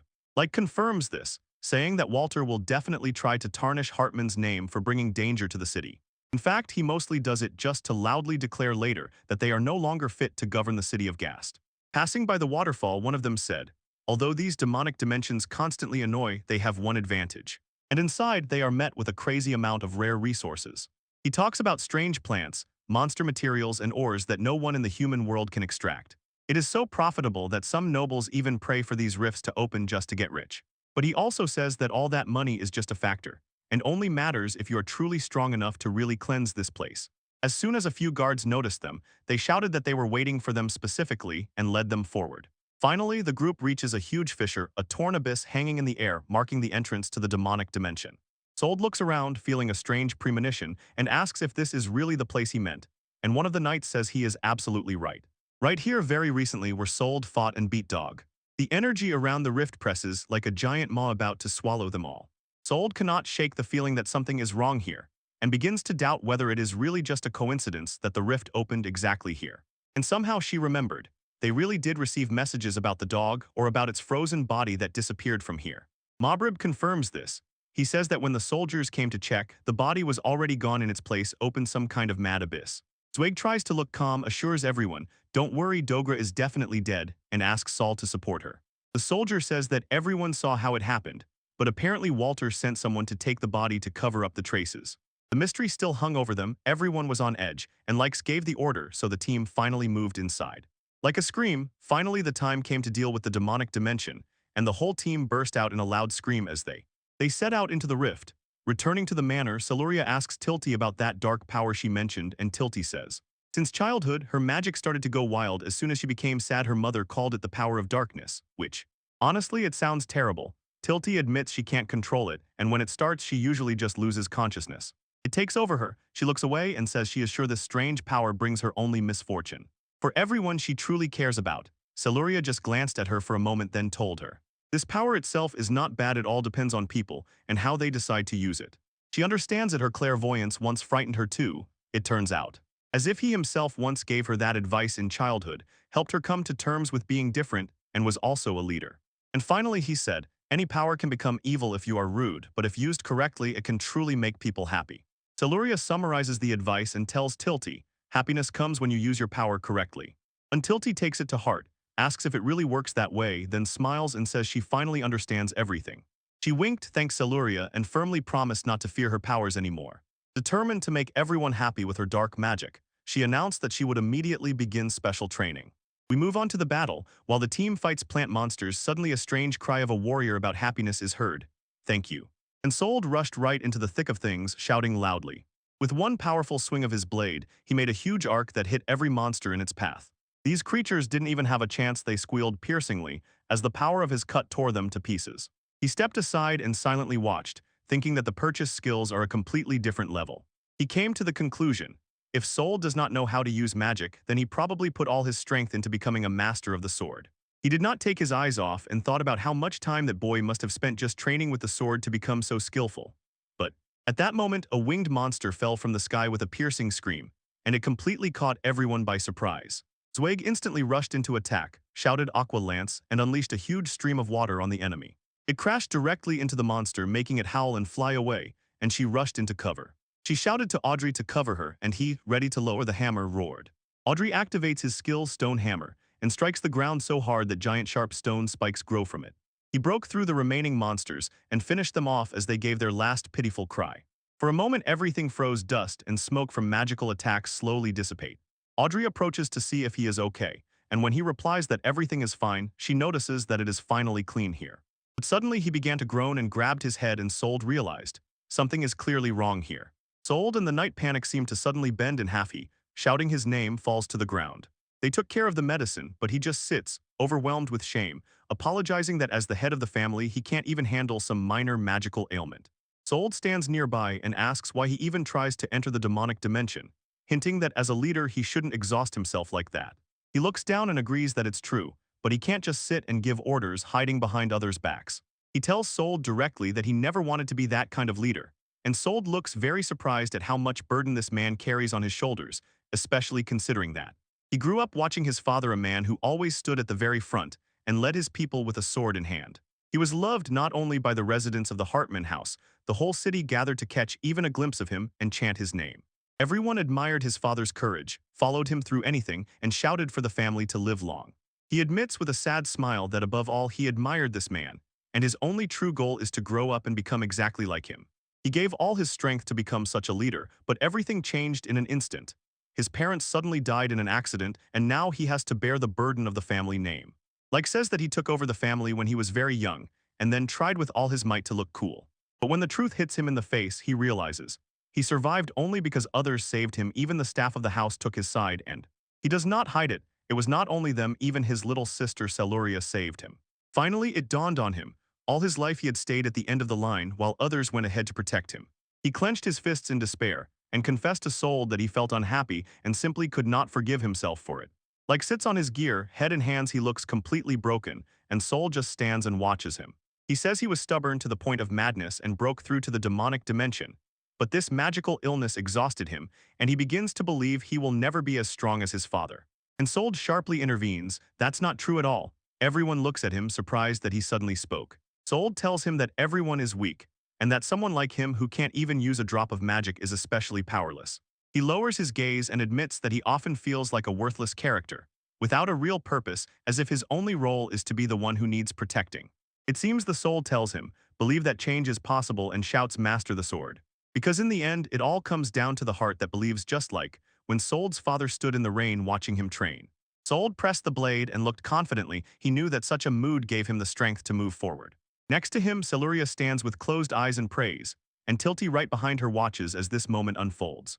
He seems to try on the word believe in his thoughts and tells Soul that he finally understands what he means.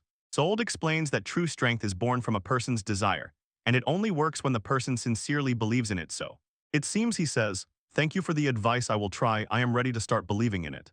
Even someone like him can truly become strong. He strives to become a person to be proud of, just like his father was, and this thought brings a broad smile to Saul's face.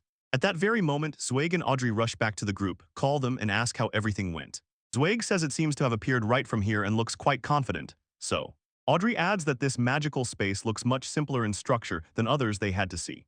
Like begins to explain to Sold that these underground dimensions are actually just distortions of another world. Usually it looks like tiny, strangely inverted gardens, and each time one of them emerges, it is different. Ainz points to a torn section ahead and says that deeper inside towers a large dome, where the core is probably hidden. But Sold does not understand at all what a core is, so Like explains to him. It is the heart of the entire magical dimension.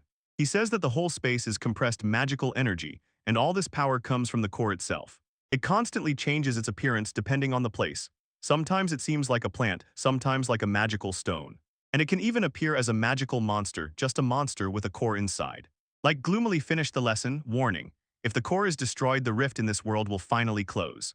Ainz tries to lighten the mood and says that these simple cores are usually not such a big problem. So Light urges the group to move, and Sold goes behind. But he is so serious, strictly telling the crew not to relax for a moment, especially emphasizing, be on alert. Sold felt anxiety. In those games he played, a high concentration of magic always foretold trouble, and the level of this core was simply unreal. Everything around chaos, white energy whirls in a vortex, and the torn edges of the world crawl out as they dive deeper into this distortion, reaching a huge open plain, where the group seems like barely noticeable tiny specks against the backdrop of giant rift walls. Audrey looks around the empty space and says she sees nothing resembling a core anywhere. Like agrees, saying there are no traces of a magical creature here either. But Soul begins to feel that something is wrong. His eyes widen. He realizes that the danger is coming from the other side and shouts to everyone, "Look up." The whole group froze in place, raising their heads in complete shock as a huge shadow began to descend over them. Zweig cannot even utter a word, and Einstein jumps up. Are they joking? What a huge thing is rushing at them. As if they fell to the ground, completely frightened, and barely said that before them stands. The monster was so huge that soldiers and knights next to its massive wings and tail looked like tiny bugs.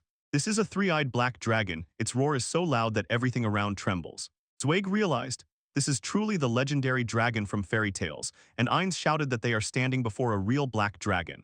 He begins to panic, all sweaty, and asks how he can possibly defeat that core, which turned out to be a giant monster. Well, thank you very much. But Sold steps forward with his sword ready and says, as if you just have to believe him. The child was completely focused, as if sincerely promising, whatever enemy stands before her, she will definitely win. His voice echoed through the cave when he told the whole group that they will not lose this battle. Sold aligned his blade and took the perfect stance, as if ready for anything. Zweig says the boy is right, and Einstein picks up, if the dragon is the core, they only have to do this. The black dragon does not retreat and lets out such a roar that shakes the entire cave. Someone tries to tell him to wait, but it is clear it does not want to speak at all. It opens its maw wide and simply floods everything around with a huge wave of dark flame. At night they stand shoulder to shoulder under the scorching heat, completely frozen when the fire creeps closer. There. A voice sounded, "Water wall," to hold back the explosion, and a huge splash of magic crashed onto the flames. Sold shouted at Zweig, who now holds a shield and cannot believe how strong these flames are.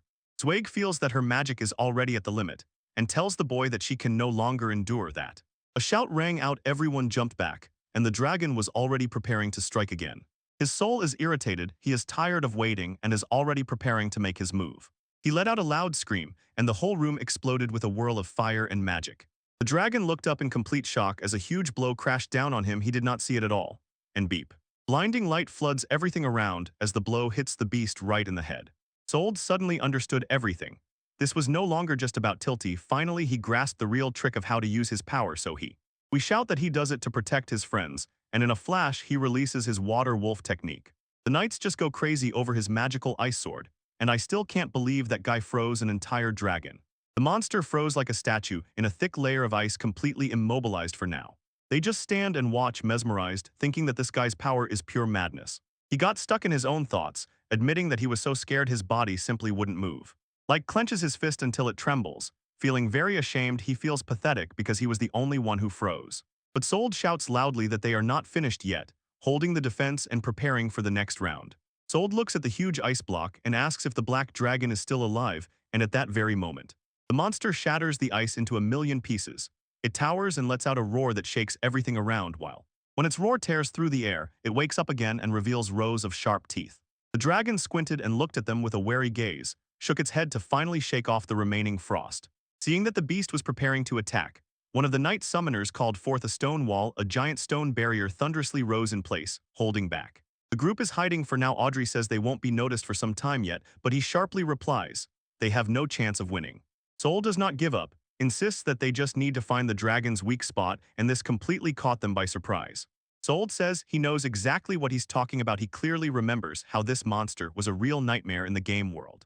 There is one single point that is exactly where they need to focus in reverse scale. He explains, weak strikes don't even scratch its armor, that's why they couldn't bring it down before. Sold recalls that hitting the reverse scale on the dragon's throat is the key. Only then can they deal enough damage to really take it down, and suddenly they realize what that means, and they start worrying about how they can even get that close. Passing by those huge tongues of flame is a real nightmare. The group pressed against the rocks and hid while Ainz turns to Sold and anxiously asks if he can really be relied on for this, and Audrey reminds him that he needs to deliver one perfect, powerful strike. Exactly to that vulnerable spot. Zweig promises they will give him all possible support, and Audrey says the knights will distract people in social situations. Finally, Sold gets the chance he has been waiting for so long. Sold agrees to the plan but looks grimly at his weapon and says there is a big problem. His sword might simply not hold up. Zweig offers his, but the blade breaks every time he makes a powerful move. Sold knows they really have only one chance. He says he will use it to the fullest, but just as he is about to move, he seems to ask them to wait. Everyone froze and looked at him. He stood in the middle of the cave, and the dragon was still looming nearby. He looks them straight in the eyes, his face serious, and says that he also wants to help in the fight. The knights are simply stunned by likes, request words, and exclaim in complete surprise, trying to dissuade him. Under no circumstances should he expose himself to such danger, especially when Audrey trembles at the very thought that the young lord might get hurt. The young lord says that if anything happened to him, it would be the end of everything. He simply clenches his fist tightly, trembles a little, and says that he knows exactly what is at stake. He understands the danger but cannot just stand aside while others fight. When Sold intervenes and cuts through the tension, he says directly, I believe in you. Simply they rush into battle and together as one team fight the dragon. The knights protect his soul, hold the line, and as if finally a confident smile appeared on his face, he nodded briefly and agreed to the plan. Sold smiled in response, both ready to give everything they have. Knights seem especially touching when you see the young lord so resolutely getting to work. They cannot help but feel a bit of pride, although one of the experienced knights quietly grumbled, hiding his true feelings. He tries to focus on the mission, but then everything instantly went awry. Someone shouts, look, and Audrey suddenly pushes Sold and seems to bounce aside because the dragon falls with a crash, its giant jaws snapping above everyone. Like understands that they have been noticed and says, finally we found them, while the knight takes its positions. And one of them begins shouting the spell Aqua Chain, and water whirlpools rise around. Then he moves to the technique Stone Castle, and huge stone boulders burst from the ground, and water chains tightly wrapped around the dragon's head, firmly closing its jaws, while the heavy stone pressed on its claws with a dull crash, not allowing an inch to move. The dragon emits a dull roar, and the knight tries with all his might to press the monster to the ground. He glances aside and decisively says to Sold, "Make your move immediately." He barely restrains the dragon and with a breaking voice says, "I can't hold this magic for long." Sold shouted in response that he is already getting to work, tightly gripping his sword and stepping forward. And he lunges at the beast, knowing exactly where to strike the reverse scale. Finally, Sold notices how the reverse scale right on the dragon's neck shines. He lunged forward, shouting that it was right here, and struck with all his might. The dragon shuddered from the blow, but instead of falling, it exploded in the air, creating a giant shockwave that lifted earth and stones in all directions. The knight suddenly froze. One of them could hardly believe his own eyes at how fast it rushed past. And another soldier immediately panics upon seeing their target slip into the sky. He shouts to everyone, "Be careful," quietly muttering curses under his breath as he realizes they have lost the advantage. Above them, the dragon emits a muffled roar and looks down at the men who are just standing and cursing. And one of the men admits, now that the beast is out of reach, he feels completely useless. The dragon glanced with its cold slit. "I was only waiting for the right moment to finish them off." Lake grits his teeth, feeling completely powerless because he could do nothing to stop the beast, and at the very moment he blamed himself. His eyes widen. He notices something that immediately stops him in his tracks. He sees a soldier standing there alone, losing his head, shouting to the boy, "Run away from here, save your life, but..." And Soul didn't even flinch, stands motionless with a calm expression on his face, and looks back as if he has everything under control. The boy says he sincerely believes him, and that's the last thing you can hear right now. He only stepped back a few steps, stunned by the child's unshakable confidence. Meanwhile, the dragon hovered right above them, widely opening its gigantic jaws, and dazzling light began to gather in its throat. It releases a giant explosion of energy that hits the ground with such force that it destroys everything visible around. A huge cloud of dust and smoke rises, completely hiding the ground, and the dragon looks down from above. The monster peers through the haze, bares its fangs, and waits to see if anything survived that blow. Soul falls from the sky like a real meteorite and aims his blade straight at the dragon. As if seeing with his heart and throat, he shouted that he counts on this boy to finish it. In the last rush, they charged together. The tension rose and the soldier took aim. The soldier roared in response that he was already on it, and it was clear from his face. He would not back down for a second. He swings with full force and delivers a colossal blow that cuts the monster in half. The dragon doesn't even have time to blink. The striking force shatters it completely. The huge creature finally falls to the ground, raising a cloud of dust and smoke behind it. The battle is over. The knights nearby exploded with cheers, shouting that they truly won and that their teamwork is simply on another level. Soul only slightly smiled, as if hinting that the victory was his because he was the one who held everything together. Isn't it cool just to approach and tell this guy that he is the one who keeps them all on their feet? Like Stens, they looked down at their feet, admitting that he wanted to be brave, but before that dragon, his legs gave way.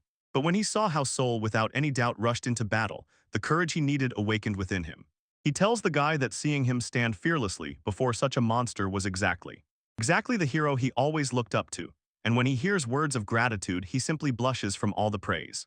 The knights laugh. A broken sword is a trifle compared to killing a dragon, and even offer to give their sword because the monster is finally defeated once and for all. They walk away. Sold froze, looked around as if a chill ran down his spine. He was right. The dragon's eyes instantly opened, and the dragon looked again. Dark energy pulses through its scales. It now looks much scarier than before. Sold loses his head. He doesn't understand how she is still moving when he hit her right in the weak spot. Sold suddenly realizes that he completely underestimated the black dragon. He knows it can't get any worse. So, when the fire tightens the circle around him, millions of thoughts explode in his head, and he, like the others, can only watch and scream. But the soul doesn't even have time to think. The body itself bursts into motion, and at that moment, the dragon unleashed a colossal blast of flame that was supposed to instantly mow down everyone here. Ice claws seem to pull him down, and Audrey watches as the hellish flame covers them, but somehow, as if loudly shouting "Sold," they were sure the child could not survive such a direct hit. By the power of the dragon's breath, it seems as if it swallows the entire area, but a small bubble stubbornly holds on. Even the dragon itself looks confused when the fire begins to swirl and retreat from the target, leaving. The knight froze in shock. Audrey asks, "What is even happening?" and notices that the fire seems to be moving to the right. Straight into one point, all this warmth and energy rushes at him like a living vacuum cleaner. Like stairs in the very epicenter of the explosion, he can't believe his eyes and screams because Sold stands in the very hell of the battle. He understands this is like his clash with Fenrir. He feels that the dragon is clearly using demonic power, so he, firmly gripping the sword, he immediately felt a spark of inspiration. A completely new technique instantly ripened in his mind. He starts laughing like a madman and shouts that this is the best feeling in his life, while dark energy swirls around his body. As soon as Scream uttered that name, the knights froze in complete shock, and Audrey simply cannot comprehend, did that guy really just absorb all those tongues of flame? And suddenly Sold realizes, he literally turned the fire into a new blade, and even thanks the black dragon, telling him that thanks to this attack he was able to. He transformed and became even stronger with those marks on his face. He seems like a completely different person, standing with a wide smile. The dragon roars in complete despair, and Soul just remains calm. He is ready. Like and his knights were insanely impressed by what they saw. Like couldn't understand what kind of crazy power is hidden here, since no one could turn dragon breath into such a sword. Soul just calmly looked. He is completely focused, and ready to show everyone what his demon god style is really capable of. Soul stands with those dark marks on his face, feeling the power pulsing within him, and says that he is finally beginning to understand how to summon this new ability. He explained that first you need to take a certain stance, and then meet the enemy's attack head-on, but when he paused to think, he realizes just withstanding the blow is not enough. There is a deeper psychological aspect here. After all, he knows he must feel the urge to protect himself and everyone dear to him. He stands his ground. The dragon again releases a colossal burst of energy rushing straight at him. The entire area was torn apart by a huge explosion, and a blinding flash burst from it. As if completely out of his mind, he shouts the soul's name, believing the child has just evaporated. But the soul is still vigilant, and he feels there is something more in this power, as if a god demon has possessed his body. He calls this technique Ice Wolf Flash, explaining that the sword now carries a blade of ice that freezes everything it touches. As if there is ice in the sword, but it is his body that holds the instinct that truly hunts the prey. Sold feels a new power awakening and thinks about what really hides in his sword, as if wolf speed has settled in his body.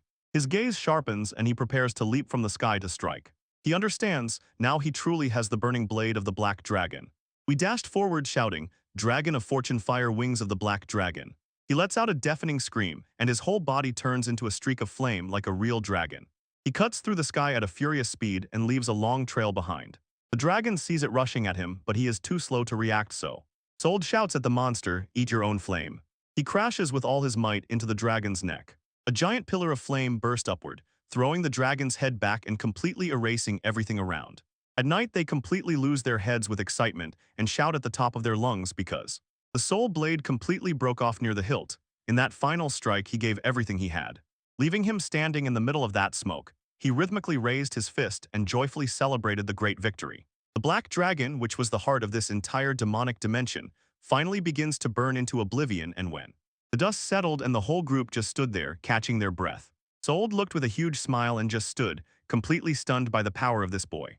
The dragon disappears, and right before them remains a huge magical stone, glowing brightly. Audrey asks, as if not believing, how much something so huge could possibly cost, and Ein replies that it could easily be sold for at least $1 billion. Sold sells the stairs near the giant magical stone and suddenly realizes, with such a find, he knows that he will finally create the sword he has planned for so long. Sold imagines how Tilty will light up with joy because of the gift and tells her, just wait.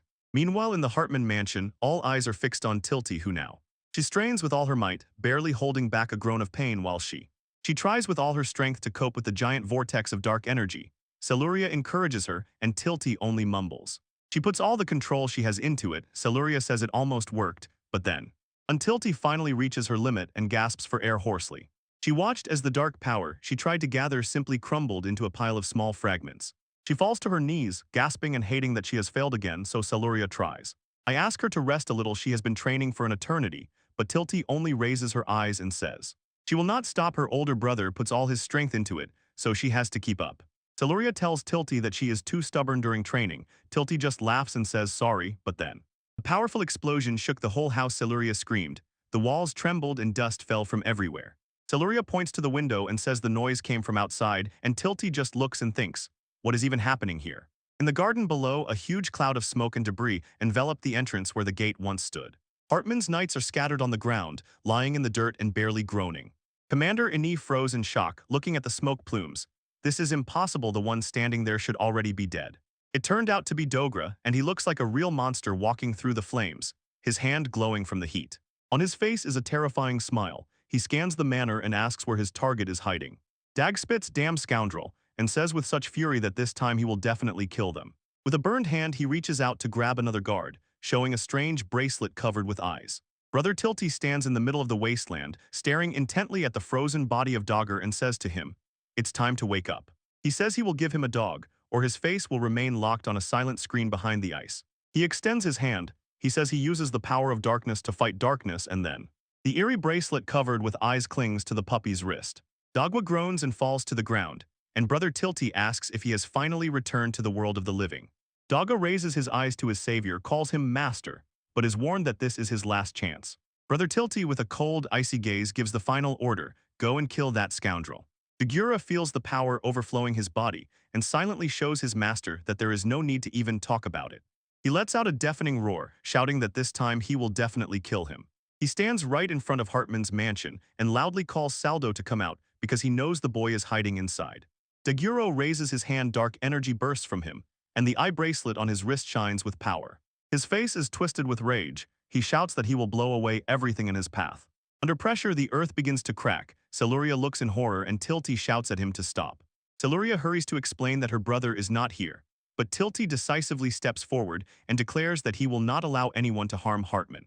Dagoa only chuckles with a creepy smile, calls Tilty the priestess of darkness, and says that he has long been waiting to see her.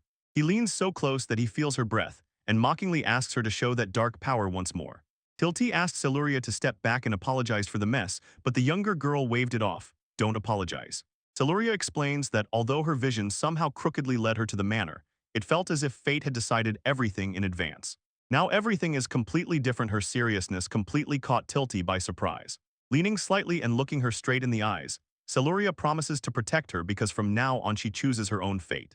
Tilty looked at the girl and whispered Celuria because a new determination flashed in her eyes. And on the other side of the cracked earth, Dagora simply begins to laugh at the very thought that she could protect anyone. The boy can't stand it and shouts at them to be quiet, waving his hand as if about to strike. Tilty instantly reacts and summons an air wall that envelops them both with a swirling shield of wind.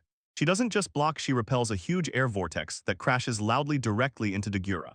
The dog's muzzle twisted with rage, and he barked at the scoundrel so that he wouldn't underestimate him. He unleashes a gigantic burst of energy that completely destroys everything around and forces Celuria to scream. Tilty falls face first into the dust, groaning in pain, while Celuria calls her in panic. But Dagora is already there. He reached his hand through the smoke, and as if nothing, grabs Celuria by the collar. He leans closer with a sinister smile and whispers to the priestess, the time has finally come to give up all this dark power.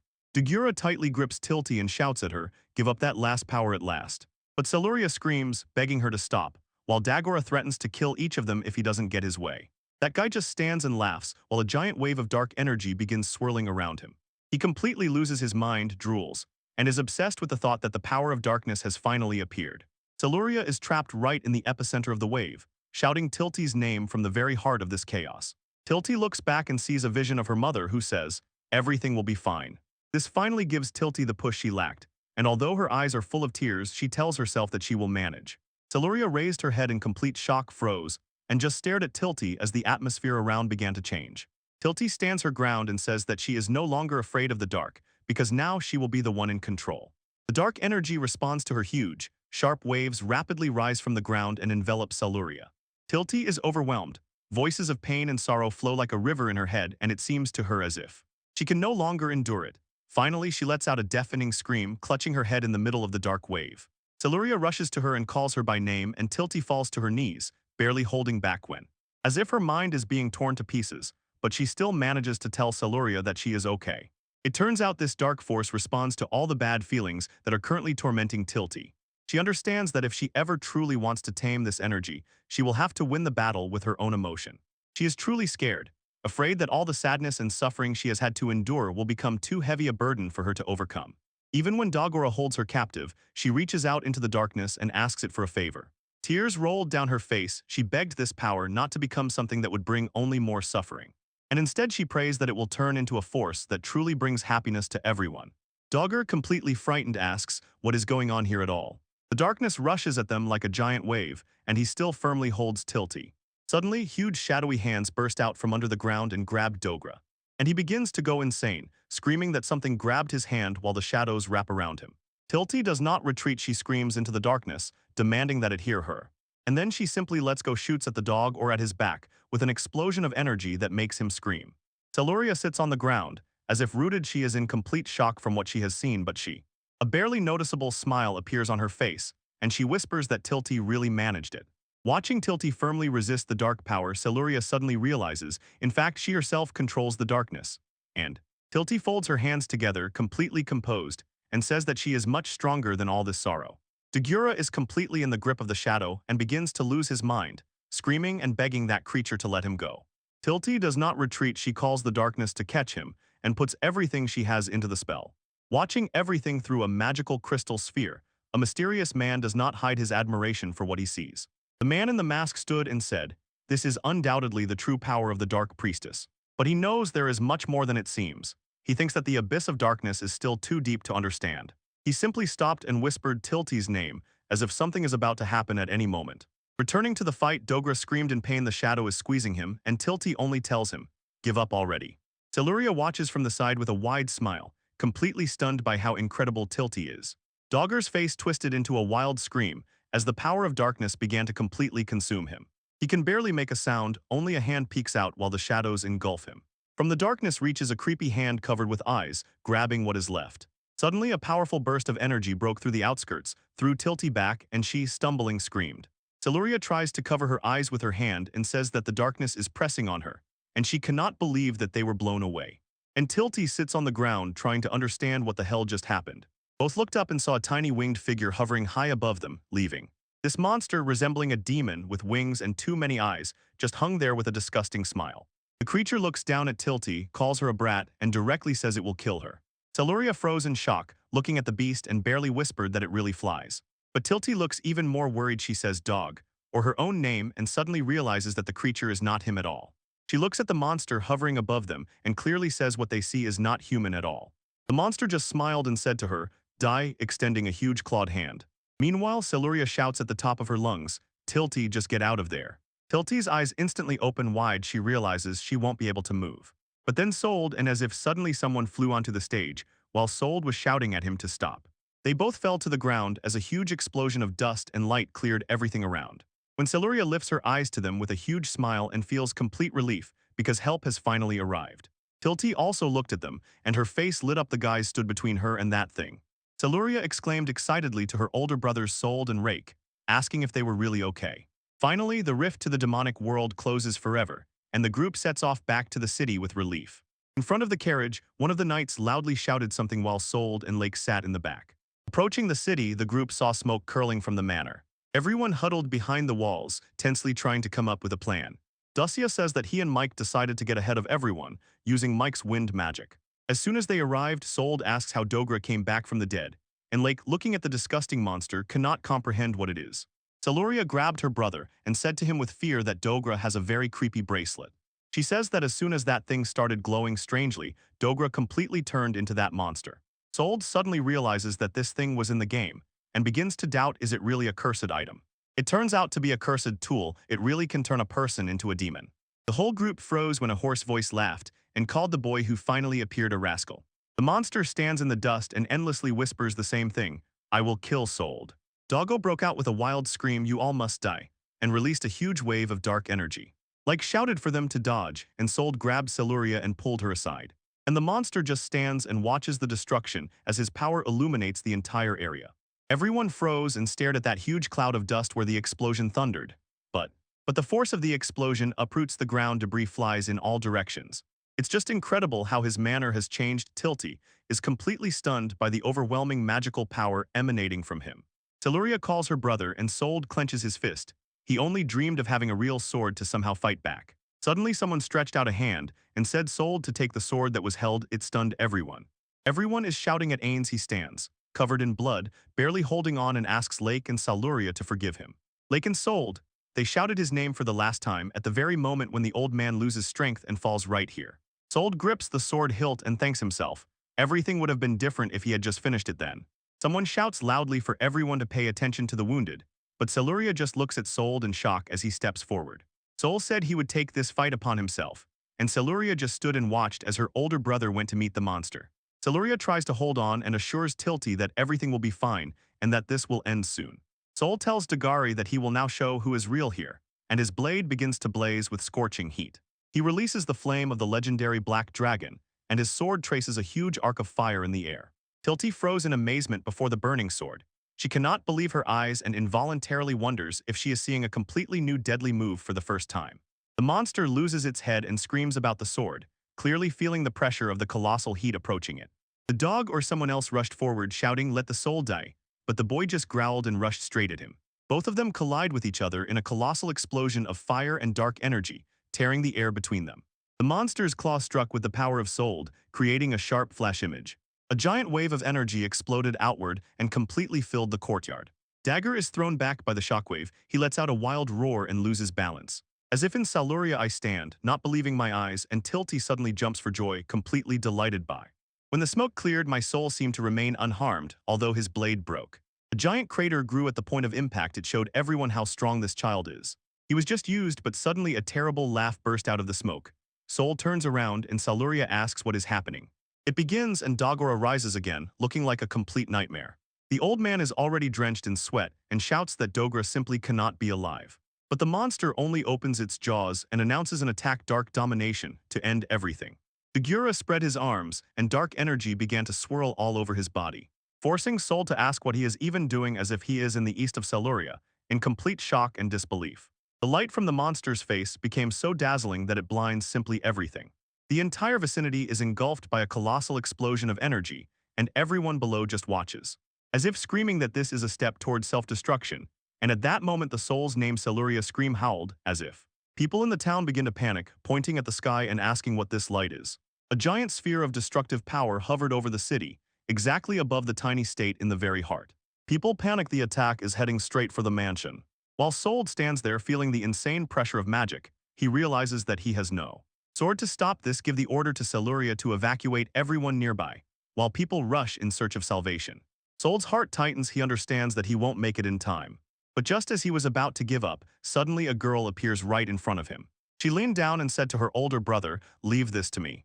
While Sold stands, they froze in shock and shout her name because she screams, lets out a piercing shriek, and begs him simply to believe her. All this crazy dark energy, Sold cannot believe that she really controlling this. She thought with trepidation, had she finally found the power that she does not lose to the darkness. A colossal power lives within her, above the house, but she muttered, feeling as if that power could blow her away. When everything around begins to rumble and tremble from the pressure, Tilty pours all her strength into the last surge, shouts for the dark energy to sweep the enemy away to the last crumb. When luck activates and pulls the entire area into a huge whirlpool. The monster did not expect this at all. It made a strange sound as the swirling air began to tear apart its attack. It is in complete shock and shouts, "What the hell is happening to him right now?" Saluria raised her eyes. Wide open, she could not believe how much wind magic suddenly filled the sky. Like Tilt's call, she loudly shouted to her friends that it was time to support her with everything they could. Saluria stands nearby and shouts loudly, "Together, as one team, we will protect everyone." As if losing control, she screams that she will save the Hartman family and the entire town from destruction. The monster groans in pain. The wind pressure begins to squeeze his hand, and he shouts that they are all damn daredevils. Tilty clenches her jaw and repeats to herself that she will not lose, fully focused on finally making everyone happy. The monster begins to fall apart. The wind magic tears his body, and he can only whisper. A few more last sounds, and the giant whirlpool completely engulfs everything around. The pressure becomes unbearable, and the giant monster's hand simply breaks off. The three stand shoulder to shoulder. The last magic flows through them. When the dust settled, as if someone sighed loudly with relief and said, "They really did it," that. Saluria happily agrees with them, and they all stand in front of the house, shouting and celebrating their great victory. Tilty is so excited that she rushes straight to Solda, shouts, "I did it," and calls him her older brother. He is just standing there with an empty gaze, completely stunned. Suddenly Tilty realized what she had just blurted out. She repeats those words and blushes with shame. Sold quickly saves the situation, tightly embraces her, and whispers that she is incredible. So Old is now completely stunned by everything that is happening. Tilty just happily giggles, hugging him, but he cannot. You cannot stop thinking about that magic. She just used a terrible power that absorbs and erases any darkness it touches. That is exactly what makes her the strongest villainess in the entire world of games. She stands in that dark aura. You can see how she feeds on power born from pure despair. Having sold her, he tightly embraces her and whispers to himself, "I will never allow such power to fall into bad hands." We move on. He surveyed the territory and says that since the estate was evacuated, no one was truly harmed, so it was sold. He says this as if genuinely glad that everyone is safe. He thoughtfully considers the attack and asks if Dagger was sent there by Valgar himself. But he does not think so. He says that Valgar may be a fool, but not so reckless as to behave so aggressively because His true goal is ultimately to conquer the entire city. He looks incredibly nervous when he explains that if the townspeople find out that Valgar killed them, he will be completely condemned. He is convinced that 90 of it was just a dog aura that turned into a personal slaughter.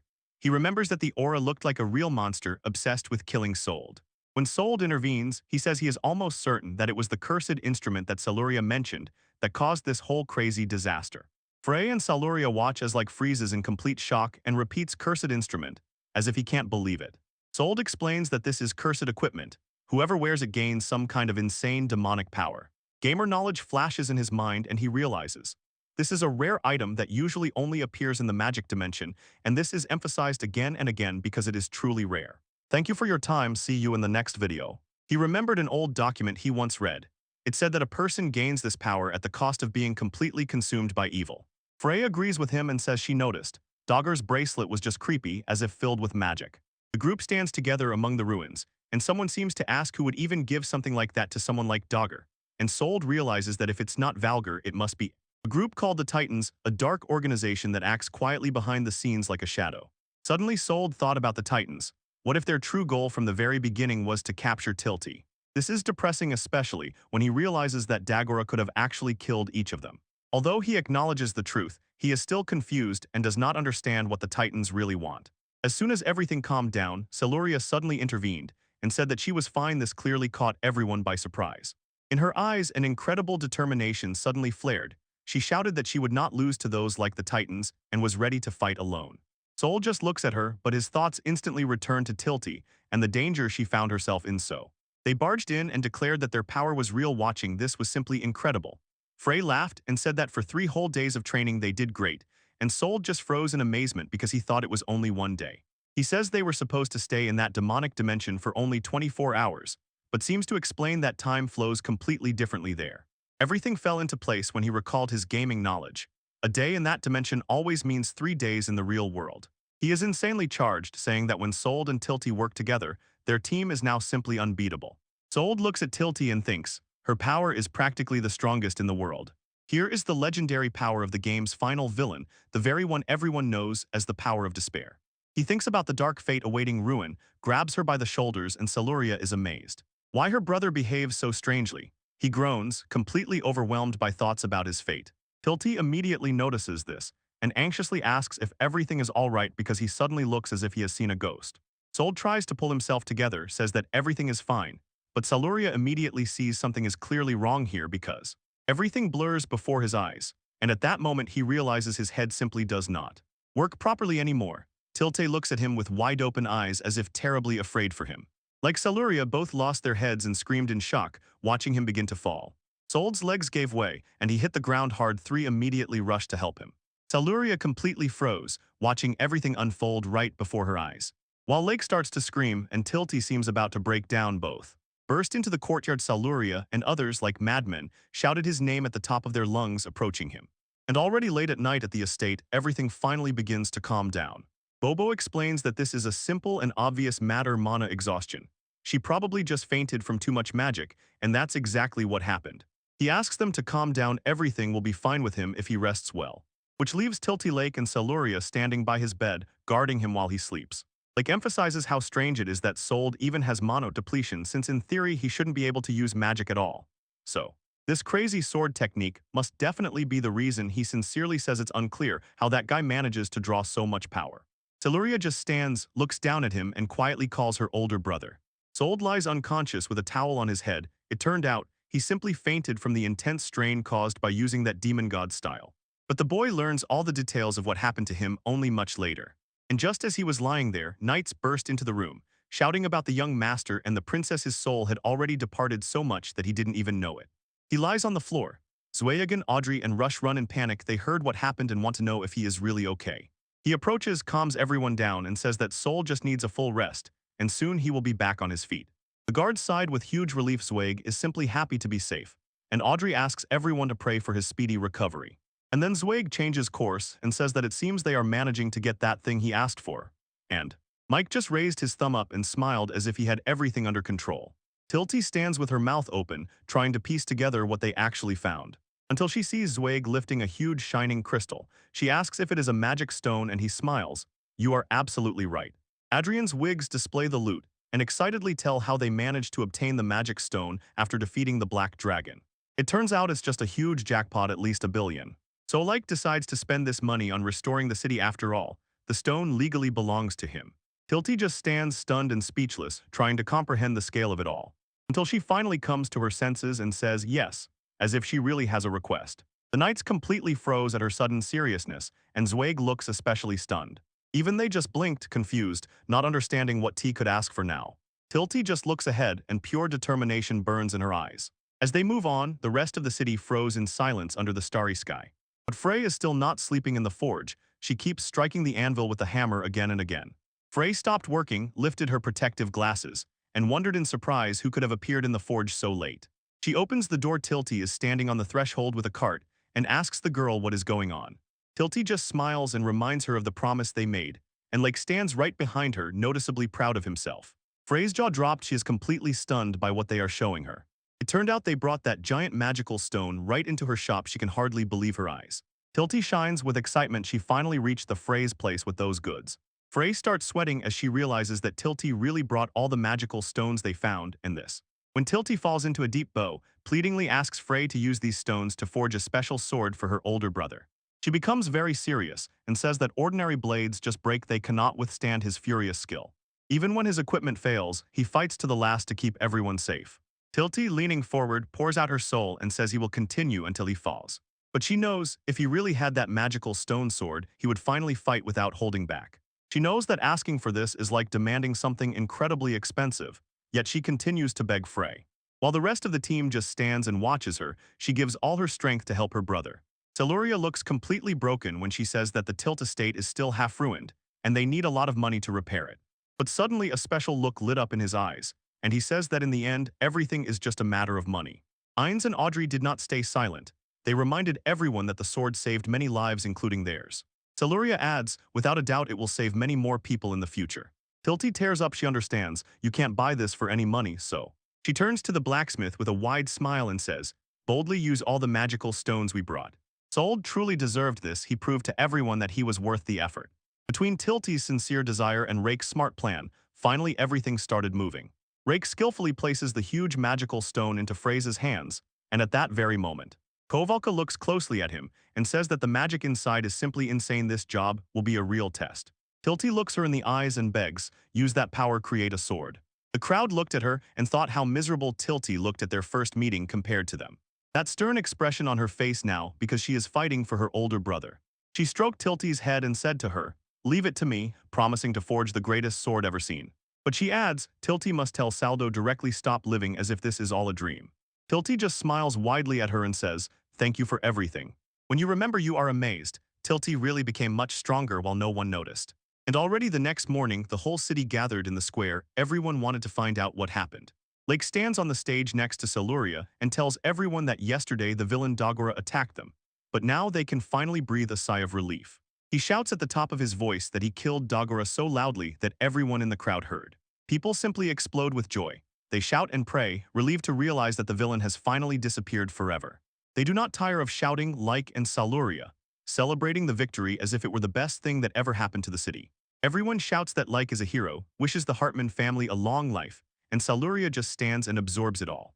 But he turns his back to the crowd and says that he did not do it alone, because actually the one who saved them. It was he who stood up when Dog or attacked, and then everything seemed completely hopeless. He tells that before the attack, a fierce demonic dimension broke out, and they even had to deal with the legendary dragon. Like continues the story, passionately telling the crowd about the brutal fight to the death with the black dragon. He even sincerely admits to them that at that moment, his legs completely froze with fear. And then he tells everyone that a friend was nearby who helped him find the courage and finally take a step forward. He tells about a boy younger than him who knew no spells but sincerely believed in his path. They told how the boy grabbed a sword and worked until he became strong. He never let difficulties stop him because he is a true hero who really saved the town. I point to him in the crowd and shout, thank you very much. And loudly shouts his name, introducing the son of the Ranger family, Souled Ranger. Raises his fist and loudly calls everyone. Let's give a round of applause to the guy who risked his life and is now resting.